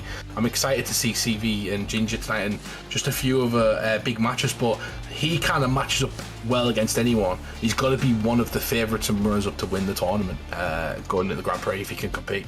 Potentially, I mean, he's just knocked off one of the best names in the division period. what is currently the GOAT of the division in terms of pure resume. What Smudger has been able to do in the past and what he will look to do in future is truly second to none. But Samurai Robin, KM represented incredibly well here this evening. And, talking about Ginga, talking about the defense of the PlayStation title, he is now stepping in there up against CV. So the undefeated Ginga, apparently TT now, part of the TT camp, 5-0. The undisputed lineal champion of the PlayStation division out here. Well, he's about to get after it, Jedi. He's about to get after it indeed, and he is going up against one of the most dangerous and revered men in the division, and that is CV. The Truth from Team Truth. Listen, I have been one of CV's biggest fans for a long time now, and I slept on Ginga for a long time until the last card where he just ripped through Vuk, which surprised me deeply. So I can't say that anybody's gonna win this fight. You asked me 3 weeks ago, I would have said, oh, CV's taking that fight all day, all night. But now, I would still like to say CV's gonna win, because he's just, man, he's so methodical with what he does. Everybody knows that he's going to take the first round off and he's going to make his reads and, this, that, and the other. But, man, Ginga has just been looking like a world beater lately. Yeah, absolutely. I believe that when this kid, kind of has all of the pressure put upon him, recently he's been able to rise to the occasion. The last 2 fights, for the first ever time, Humble, I've heard this kid pop into the party and go, I don't think I'm winning this fight. And then he went out there and he absolutely dominated. So it's almost like when he doubts himself, he gets the best performances out of himself. Yeah, he's a young kid and he doubted himself for his GCSEs and he fucking nailed his GCSEs. This kid's like constantly doubting himself, constantly thinking he's the worst, constantly putting himself under the ringer. And it's how you build good characteristics. It's how you build good determination. You set your sights to fail and put pressure on yourself. I used to try Cyrus. I used to think I was going to beat every single time. Oh, beautiful work. He's hurting with lovely. Ginger. My goodness. Oh my god. I was going to say, build yourself down and then you get the best performance because you're so worried, you work so hard. You put all the pressure and you put all the work in, Cyrus, then you're petrified of losing. So Ginga right now, hurting CV early, doing the damage. The champion is in the lead, Jedi. Yeah. And he's like I said before the beginning of this fight, he's been looking like a world beater, and tonight is no different. He is coming out here and putting CV in some really difficult positions immediately in this first round. Now he's got 4 more rounds after this. If this is what the first round looks like for CV, what are the others going to look like, Cyrus? Absolutely. And look, ultimately up against CV, he knows that if he fights at his pace, if he tries to play the stamina game with him and just try and make him miss and so on and so forth, he's going to lose. Because CV is the best stamina management guy in the game, probably out of anybody. He's truly sensational at it. So he's deciding to push the pace out you, Humble, but he's doing so intelligently so that he's taxing the cardio of Adesanya in his offense. And as a result, he's actually staying very, very competitive, and the champion's actually ahead on my judges' scorecards across the opening 4 minutes or so, or 3.5 minutes of this fight. Yeah, he just could be fully aware. You can see him backing up right now. He's second guessing himself. The confidence and stuff. CV starting to come through. That's a pivotal moment right there. Just the not going forward so much and kind of realizing, okay, the game plan needs to change slightly because CV is starting to set traps now. And essentially, Ginga's come out flying. He's done so well. He's caught him off guard, but we know the best round for CV is later on. It's not right now. Ginga's done good work, but he's aware that the traps are going to set. Catches him, Cyrus. Every time I talk, saying that CV's coming back, like a magic stick. Unbelievable. Ginga Ninja showcasing that he is that guy right now. He is willing to go there to get the finish. CV not out of the woods yet, still in this fight, but he is getting clipped by everything that this young Ginga Irishman is throwing in that cage, Jedi. It's like he's developing into a true man of substance in that cage as he continues to level up his game and showcase that he may just be that guy right now. Yeah, I mean, that was a tremendous first round for Ginga. If the fight continues this way, it's you know, the champion. The championship belt will not be changing hands. However, with that said, much, you know, like, I have to agree with Humble. His, you know, CV's best rounds are won much later in the fight. So, you know, could it be that after the first knockdown that CV said, all right, that's cool, I'll lose the first round, I'll let him Oh my god, CV! And this is what I'm saying, you know, CV comes back and he's adaptable. He can change game plans on the fly. So, you know, CV's putting on a great second round so far, Cyrus. Yeah, much like Money Mayweather, CV continues to make adjustments to his game every single second in that cage. He will have 4 or 5 game plans, all implemented, different techniques at disposal, giving you the same look with different outcomes each and every time, and that's what makes him such an incredibly tough puzzle to solve. But Ginger Ninja, after an early rock in the second round, after what was an incredibly successful first round, has now managed to find himself in top control, actually in top mount, at least momentarily. Oh my god, Humble. This is not good for the former champion and challenger. Great work from CV. Beautiful denials right there. He was on point for every single thing, and he manages to get to a good position. Ginger, no shy. He's not shy to the ground game. He likes it. He knows that he can chip away at CV, but hasn't been able to yet. And we've seen CV before, Jedi. He used to try and make a point with strikers. He'd try and submit teammates. He did it to some of the Vuk Gaming, I believe, Cyrus, it might have been. So essentially, he did it with a striker. So he's fantastic on the ground as well. He knows how to get himself into top position and hurt. With Izzy, I'm not quite sure.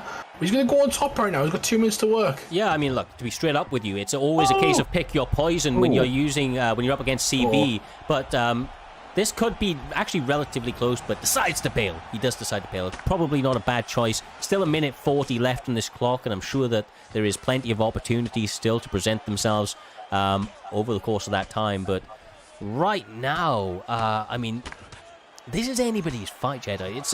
It's a mad one. Yeah, I mean, I would, you know, listen, the full guard doesn't really give any time or points to the one on top, so this is kind of a neutral position right now for both these guys. The only thing that anybody has to really worry about in the grand scheme of things is for CV to posture up and start landing, but he goes and stands up, looks to take it back to the feet. Nice counter there from CV, but he does have to worry about the spinning back elbows there from Ginga. Yeah, this is an excellent fight so far. I kind of almost feel like it's been 1-1 again so far, Humble. Like, you know, Ginga won the first round, CV's kind of won the second round. I think the second round's really close. I still think it's close, but I'm just like, CV's stamina management in this fight, it's not being capitalized essentially by CV. He's getting caught when he's kind of throwing and hurting. He did a great job to come back, right? Because that first round, Ginga looked like he was going to stop him, and then the second round's being much more even. And now we expect, in sort of relative terms, what CV does. Look at that, he's gone right back up. We expect him to take over, but Ginga needs to keep mixing them the dirty sort of, not dirty, but the clinch work, the knees, the spinning elbows. That's what's catching him. It's a team we talked about it on with Vuk. That's what you got to do to win the fight sometimes. And Ginga realizes it's a title fight. This is my opportunity. I need to go undefeated. He could have essentially, we haven't even talked about it, he could go undefeated for the season as well as Fadinator. Yeah, absolutely. And look, Ginga, you know, he has all of the abilities. I just feel like it's all about playing his game, just like that. Pressing the action, cage cutting. The damage continues to mount, and CV now has his back pressed against the cage, Jedi, fighting for his life, trying to stay in this one. Yeah, and this is kind of really not the ideal place for Adesanya. You know, you don't want to keep both your feet behind those black lines. But Ginga's done very good. You know, he hurts him in the clinch. He goes for a couple shots to the body and then one up top, which typically is the one that lands on CV. Yeah, I mean, Ginga has a game plan that he's sticking to, and he's done very well. I mean, whatever this game plan is, it's the one to beat CV with. At least what it looks like so far, Humble. But, yeah, you know, CV, like I said, he comes back, man, especially in these later rounds. He figures out his opponent, and then he finds the win. Yeah, exactly that. And it is fantastic work as we go into the Matrix. Fantastic work from Ginga though, like to press him, and he's using false pressure. We always talk about false pressure, Cyrus, where you don't really do anything. You just kind of walk forward with your guard up, and he can kind of take shots from Izzy now. You know, Izzy's not a big striker, so he can stand there and take 1 or 2 and wait for a kind of counter back, and that's what he's doing. Ginga's being comfortable in the pro kit. He's mixing up we call it cheese, but he's mixing up all of the variation strikes, and he's being dirty when he needs to, and he's noticed a weakness in the clinch of all places. I've never seen TV tested in the clinch before. Clearly Ginga went at this with a weakness already in mind, and he's capitalized so well. Now he's just trying to pick away at the head health. Yeah, for sure. And like Ginger Ninja right now, the champion of the PlayStation division, is doing a really good job defensively, keeping those hands up high. He's been able to evade a lot of the shots. But honestly, although he's having success in the striking, he is starting to set patterns. He's starting to try to throw some of the same shot selections. And CV is actually making reads and adjustments. He's been narrowly missing massive counters. And with, you know, over 10 minutes still left on the clock, that's a lot of time for him to potentially find that mark, as Ginger is being unorthodox, but leaving maybe some, or telegraphing some of the shots that he's choosing out here, Jedi. Yeah, there's definitely a lot of, or I shouldn't say a lot, but quite a few combos that I've seen from Ginga that I'm sure CV has read. Now, despite CV not really having the stamina advantage in this fight, I don't feel like I kind of feel like CV is under the impression that he's losing, and that he's kind of starting that there's just a little bit of panic starting to come in. He's throwing a lot, and that stamina management isn't there.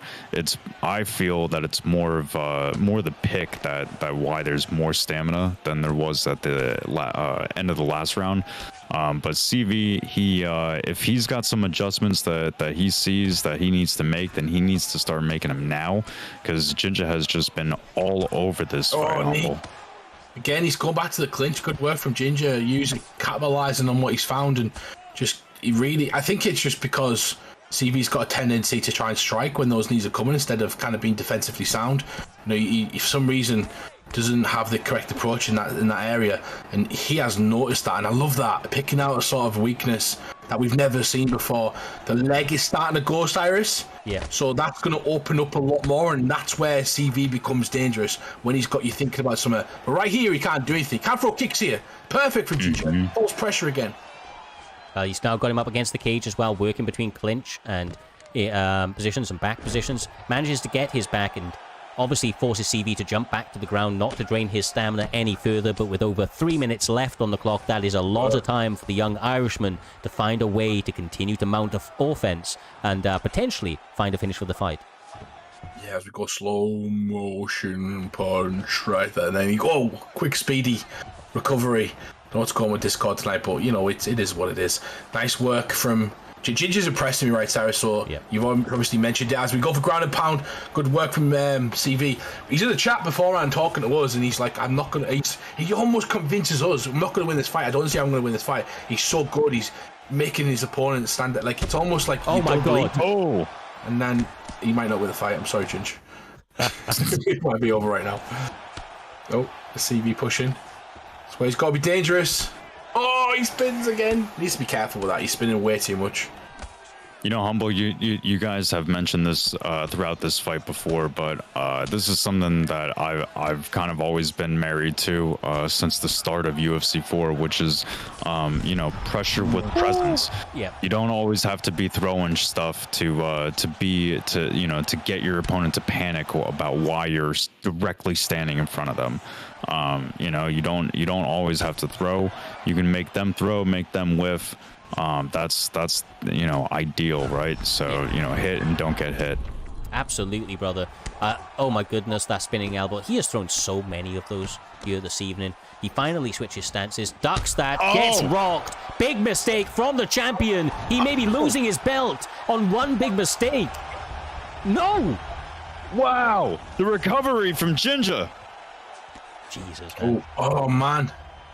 Great work, CV, the head movement there, that could have been it. And he, like both guys, this is a fantastic fight. It's one of my fights tonight. Ginga has impressed me so much, man. Well done on Ginga. Finally, Cyrus, this is a potential that me and you both said I think it was a few fights ago where he said Ginger's like a bit of confidence away from becoming a world champion. He became a world champion, and now he just needs to believe in himself. Like, maybe he doesn't. Maybe you just keep doubting yourself and you keep winning these fights. Yeah, I mean, he seems to fight a little bit better when he's doubting himself, but I almost feel like that's just... I don't know, man. When he settles into himself, when he starts to realize, you know, truly what his abilities are, then he won't make the same mistakes. Like, he wouldn't be at the stamina deficit. He wouldn't be risking getting finished like this without all of those spinning elbows, without some of the wasted movement, because now he's got his head on the block, and CV's looking to decapitate this man with one big head kick set up in a couple of seconds, I assure you.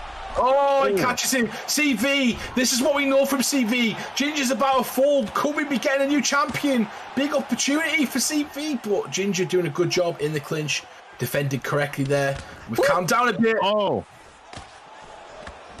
Yeah, this is very quickly turning into a fight that that isn't so much just one person's fight anymore. This is a fight that can end either guy at any moment. Absolutely. It could be one shot over. Oh my goodness. No. Head One house shot, blinking on both sides of this octagon. Oh my Ginger goes down. God. Oh, he can't thought he was I gonna can't do it. believe that wasn't ducked. Nice. Both guys need to. I think Ginger might have to shoot. You know, like, I don't want to give him any ideas, but you know, it's so close. Who's winning? I don't know. I think Ginger's done so well over the fight. I feel like he's winning, but maybe I'm thinking he's won because of the. Oh my goodness! Oh my This round's God. getting worse and worse, right bro. now. This is it. This could be it. Like, he could throw away the fight. Oh Oh my God! New What the CV hell? from Team Truth.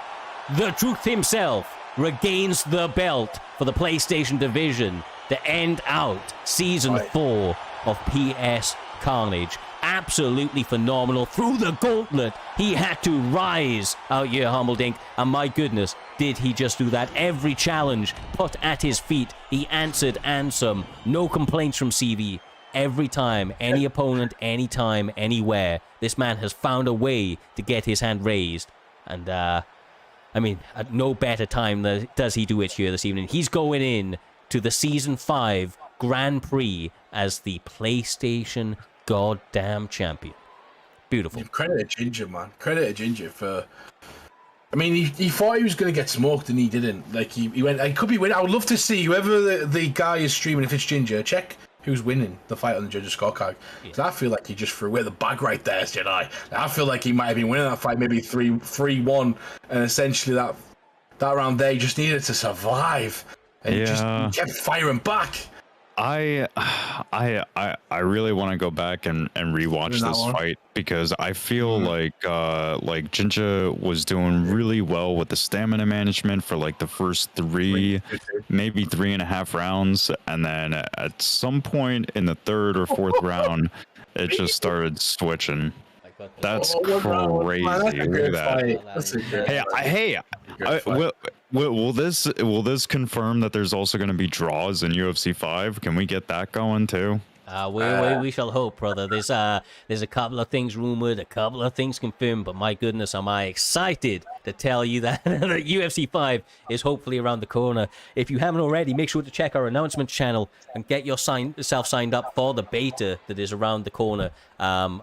My goodness, I hope I get it. But it's going to be some fun times ahead as we move into the final season of UFC 4 and hopefully be kicking off UFC 5 in the very, very near future. But for right now, CV makes history, goes down as the Season 4 champion, ending this out in emphatic style. I was more than impressed with what he was able to do here this evening. He continues to deliver that, man. He continues to showcase that there is levels to this game, and he is at the absolute height of those levels.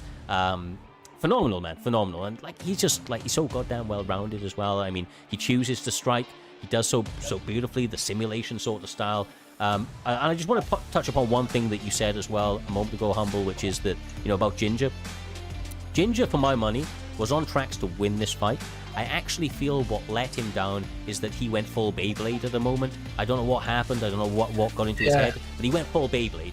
And like that just cost him the stamina to put CV just in enough of a position to capitalize and to push that pace. So It is what it is, but look, Ginger has advanced so much over the years, and he continues to do that. I imagine that he's going to learn from that, and if he just literally didn't do that, I don't know where... Essentially, could be calling still, and still. Exactly. That might be the difference, but he just did better than we anticipated just because of how he talks about it. You know, if he told me that he's going to win a fight, I'd believe him, but he comes out and he says he doesn't believe in. Maybe that's the edge he needs. And like I said, like I used to think like that when I used to fight. Like I used to think these guys are training much harder. It used to motivate me. I get up at 3 a.m. and go for a run. Like it's just the way to kind of think and make yourself work. Constant fear sometimes breeds killers. You know, so essentially it's just like anxiety can kind of help you sometimes. It can be a weapon as well. But Cyrus, I need some swaggy in my life. I need this Fadinator and Winter promo because please.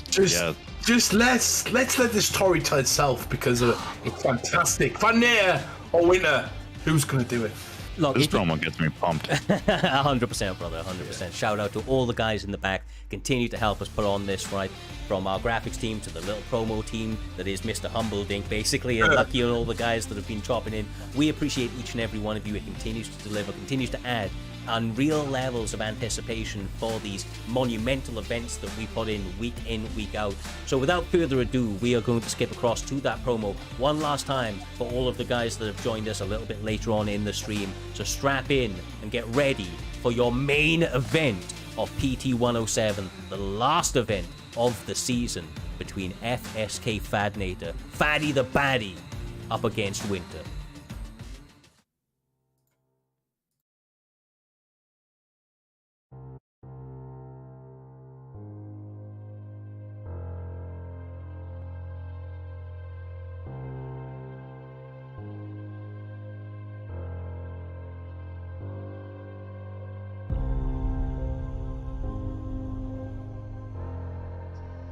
People try and play the long game with Fad and they lose, but I'm going to try and like have a very pressure heavy style, which is what my style is. But I mean, I picked Alex because the 99 power, just one shot and the whole fight can change.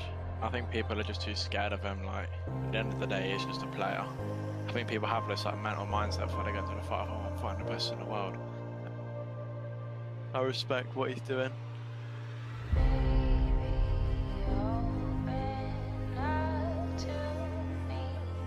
The pound for pound GOAT right now in FSK Fadanator. He does it again. He makes it look easy. He is a beast. He is a problem. He is the dominant lineal champion of the Xbox division. Nobody's even made him look mortal right now. This guy looks like he is immortal. He looks like he's amongst the gods and he is untouchable because he's had flawless performances every single time he stepped out there. He's obviously just that guy right now. Oh damn, he's built different, bro. It has been a true honor to follow this fight so far, and I cannot wait for his next one. I can see Fadinator holding the belt for the entire season. The undisputed Xbox champion of the world, Fatty the Baddie. Fadinator is just like that. I already beat him around, he's a fucking bum. I didn't expect him to shoot in the first fight. I guess he respected my stand-up, so now I know it's coming. I think I'll be able to stuff it. Just trying to try to go out there, finish him. We got Fadinator, 14-0. 14-0. Can finish the season 15-0. Smash through every single Xbox contender you can name. Any Xbox stud on that side, Fadinator smashed. Embarrassed. Sent to the goddamn Shadow Realm. But this Saturday, we're gonna find out. Does Fadinator remain perfect? Winter is stepping into a war zone. Fadinator called Winter his bitch. Fadinator said 15-0 is motherfucking coming. 15-0 will happen. It is inedible. But is Winter just gonna let Fadinator call him his bitch? Or is Winter gonna say, no, fuck that! Winter's coming! 15-0 ain't coming! Winter's coming! And is he gonna end the fucking streak?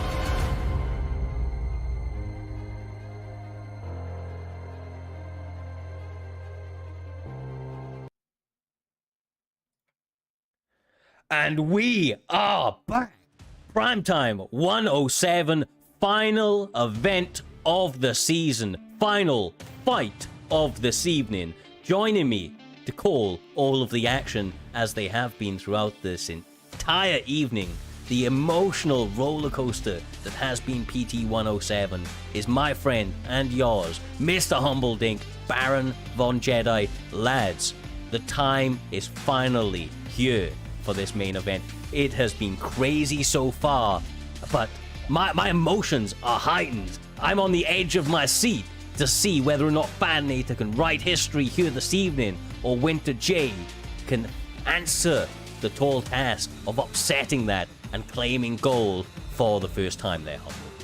Incredible. 15-0 for the entire season is unheard of. Fadinator is on the precipice of greatness, essentially. He could be one of the greatest players in primetime history, and the only person standing in front of him is Winter right now. Winter coming out there confident. He believes that Fadinator is scared of his stand-up, and he's got the right pick to kind of capitalize on that, Jedi. This is it. This is for all the marbles, and nobody knows this as well. But if Fadinator wins this fight, I'm going to send him 50 quid, because 15-0 for an entire season is incredible, and he deserves a reward for that. So a bit of money on the line as well. Yeah. So I mean, like, listen, Fatty the Baddie, 14-0 right now. Nobody has been able to give this man a challenge. Nobody has been able to put this guy away, and he is consistently walking out with a victory with his hand held high in the air. This guy is, like you said, on the precipice of greatness, and I mean, if anybody is going to be able to achieve greatness here tonight, it's Fatty. Does have a tremendous opposition in front of him in Winter. Winter coming off the win against Easy Work, which is not typically easy work to do. So it'll be interesting to see how this fight plays out. Ooh, bit of technical issue with their stream at the beginning. Seems to have stabilized very, very quickly, to the pleasure and ease of myself. But Humble, not wasting any time. Pereira trying to get him honest with the straights, the lead uppercuts, but Fadinator almost being disrespectful, saying, "I'm worried about your stand-up. Watch this shit." Oh man, gotta be so careful with Fadinator in the first round, because people go a bit too heavy. We've seen it so many times. Even Winter, last time he was doing really well, landing strikes, but then just ran into a takedown and got finished on the ground. And obviously, not what we want to see in a title fight, but hopefully it evens itself out and we get to see some continuous action. Winter landed some big shots. I feel like he's overthrowing, but has to keep Fadinator off him. Fadinator's just in his face so far for the last 2.5 minutes on 1.5 minutes. Sorry, Jedi. Jesus. Yeah, Fadinator's block was getting absolutely shredded there, despite staying in the pocket with Winter. So Winter, despite the maybe a little too much output, a couple more shots probably could have put him could have put Fadinator in a rocked state. But this is so far a really good performance from Winter. Winter's had some good success this round. However, the stamina is depleting very quickly, Cyrus. So he's gonna have to kind of start picking his shots a little bit more. Yeah, most certainly is, and he's gonna need to find a stun or a knockdown relatively soon if he's going to kind of keep himself ahead in this fight, because the stamina burning is one thing, but it's not as problematic if you're having large damage landing on the other side of the equation. He is getting some good shots off right here, Humble, but I'm not too sure. I'm not too sure if these exchanges are going to continue to go in his favor as time goes on. Maybe they will. Winter trying to make history right now, upset Fadinator. Fadinator doesn't look quite right. There's obviously some issues with the connection, and it is because we're at the end of the game. They're not really doing much to combat that. They're working on the new game, and the release of that, Cyrus. So eventually, it's going to catch up. But Winter is picking his opportunities. He's landing. My problem is those big moments where he throws spinning kicks, the big flying knees. You get knocked out against Fadinator immediately in that shot. At the moment, he's just picking him apart. He just needs to continue this. It's funny you say that, because leading into this one, Winter was going, I got the best flying knee in the game. And he was almost saying that, like, that's the shot he's calling for here this evening. And Fadinator said, look, I can slip that shit, and I will elbow you into oblivion. Now, right now, he's decided to opt for the takedown. But Fadinator, you know, he chooses his words precisely out here, Baron. He's a man that is fully aware of his skill set. He believes in his ability on the feet and on the ground. And as you can see, he's willing to take it absolutely anywhere to pour on the pressure. What a beautiful end for the champion to get after a difficult first round. Yeah, first round definitely started off not so much in Fadinator's way. It looked like Winter was just kind of taking that first round with the ease, or at least what it looked like to me. But Humble did call out the stamina depletion, quick and early, which it's gonna take. Oh my god, that's it! This is gonna be it, brother. Killer instinct on full display. Faddy the baddie trying to go for the finish. Oh, is this it? He blocks it. Wow. No, he's not in a better position though, because now this is Fadinator's world. This is where Fadinator kept Naz for 4 minutes, just elbowing him, tapping him, and completely evened out a fight that was close. And this is what Fadinator does. He capitalized on a big moment, a big whiff, overthrown. And then the champion makes the adjustments, comes back. These guys are never out of it. Trixie, Fadinators, these guys are always like, got to be super diligent all the way through the fight, Cyrus. Yeah, absolutely. I said it before, right? Fadinator, I don't know whether or not he did a deal with the devil or if he is just favored, greatly by the gods themselves, but he has seemed untouchable and almost immortal to this stage. Even when there is, danger presented to him, he flawlessly passes those tests with flying colors, and he now has his opponent in a terrible spot. The finish, maybe nigh Jedi, with only 3 minutes left on the clock. He goes knee on belly and works that ground and pound. This is madness. I mean, what can you do, Cyrus? If you're trying to escape this position and the man just won't let you go, you're depleting stamina. You're starting to panic because your escape route is just not working. Goes for the armbar when there's some stamina being lost here. It's is close. He gonna be able to get it? It's close. Fatty gets it here. Can he do it? He won the last one by armbar less than 4 events ago. He's looking to do it once again here this evening. There's GG's being reined in the chat, Jedi. They think he's done it. It's close. My God. He could escape it. No, it's over. Oh my God. Buddy has done it. Wow. 15-0 for a season. Unheard of. Unbelievable. 50 quid. Amazing work. Oh my God, Cyrus. Yes, sir, with a performance award secured. Faddy the baddie, the best to ever do it. The GOAT himself has made history here this evening. And still, for the FSK boys, flowing like no other. Absolutely sensational, Jedi. Absolutely sensational. What a Kappa to the entire event of PT 107. What an end to the entire season. Couldn't think of any better way to do it than the absolute GOAT right now. Maybe the best to ever do it in FSK Fadinator. Once again, getting the job done. Probably the absolute best ever in FSK Fadinator. Fatty the baddie has been putting it on for 15 fights in a row, and all 15 fights walked away the victor. How do you not say that he's the best? I mean, what a way to end the season. What a way to break out and move into the Grand Prix soon. Excellent fight from Fatty. I mean, excellent fight from both guys, but wow, what a victory. Absolutely. Yeah. Sorry, go on, Humble. What were you going to say, brother? Yeah, like I would say, Fadinator is in the last year, Fadinator is the best best Xbox player in the world, no matter what, barring none. From people who compete all over to here, he's the best. Like number one on the leaderboards, depending on how many fights you've had. Number one in all of the competitions that he performs in. Going 50-0 in prime time. He is the best. You don't get better than Fadinator. And if you need to prove that, load up a record against him. It's demoralizing. Winter was winning that fight. Winter did everything right. Everything right. He threw a few shots that were unnecessary, which probably helped deplete his stamina. But Fadinator is a killer. He is a mastermind. He is somebody who just stays calm. He knows what's coming. He needs his one opportunity, and he capitalizes every time. Doesn't miss. Absolutely, Lucky. He is absolutely at the height of his skill. He is a future Hall of Famer, current GOAT of this entire promotion, and I will say the game as a whole. And I'll go out and I'll say this right now. If you don't know, if you're new to this entire thing, this phenomenon that is Primetime MMA and the destruction and carnage that these guys display week in, week out, make sure to sign yourself up. The Discord link will be in the chat momentarily. We have the best competitors in the world, bar none. The absolute gauntlet is run every single week.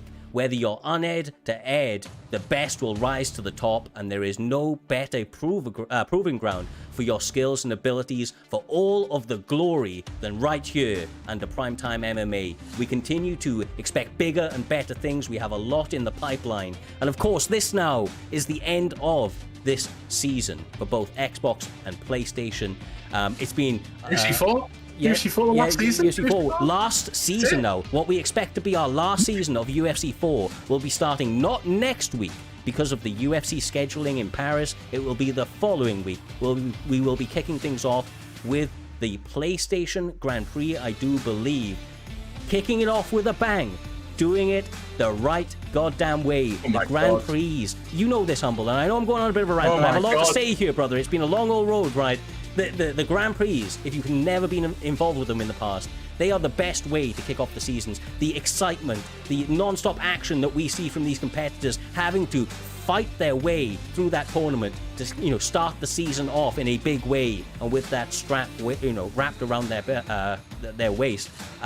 I feel like, Humble, and I know we have some large announcements to come, but you guys are going to have to keep your eyes peeled on the on the Discord for Primetime MMA coming up in the very near future. This last season, it's the end of the game cycle. We have some big changes coming ahead. We're gonna shake stuff up a little bit, Baron. We're gonna shake stuff up a little bit out here, Humble, and we are gonna get this last one going in a big way. Make sure to strap in and stay tuned for all of the action that continues to come. And I will say one last thing for myself, and I'll throw it to these guys if they have anything to say before the end. But once again, thank you to each and every one of you, from myself and all of the guys at PT. The support has been unreal. The staffing team has been amazing. It wouldn't be possible. You would not understand the work that these guys, or we all put in behind the scenes to continue to bring these shows to you each and every week.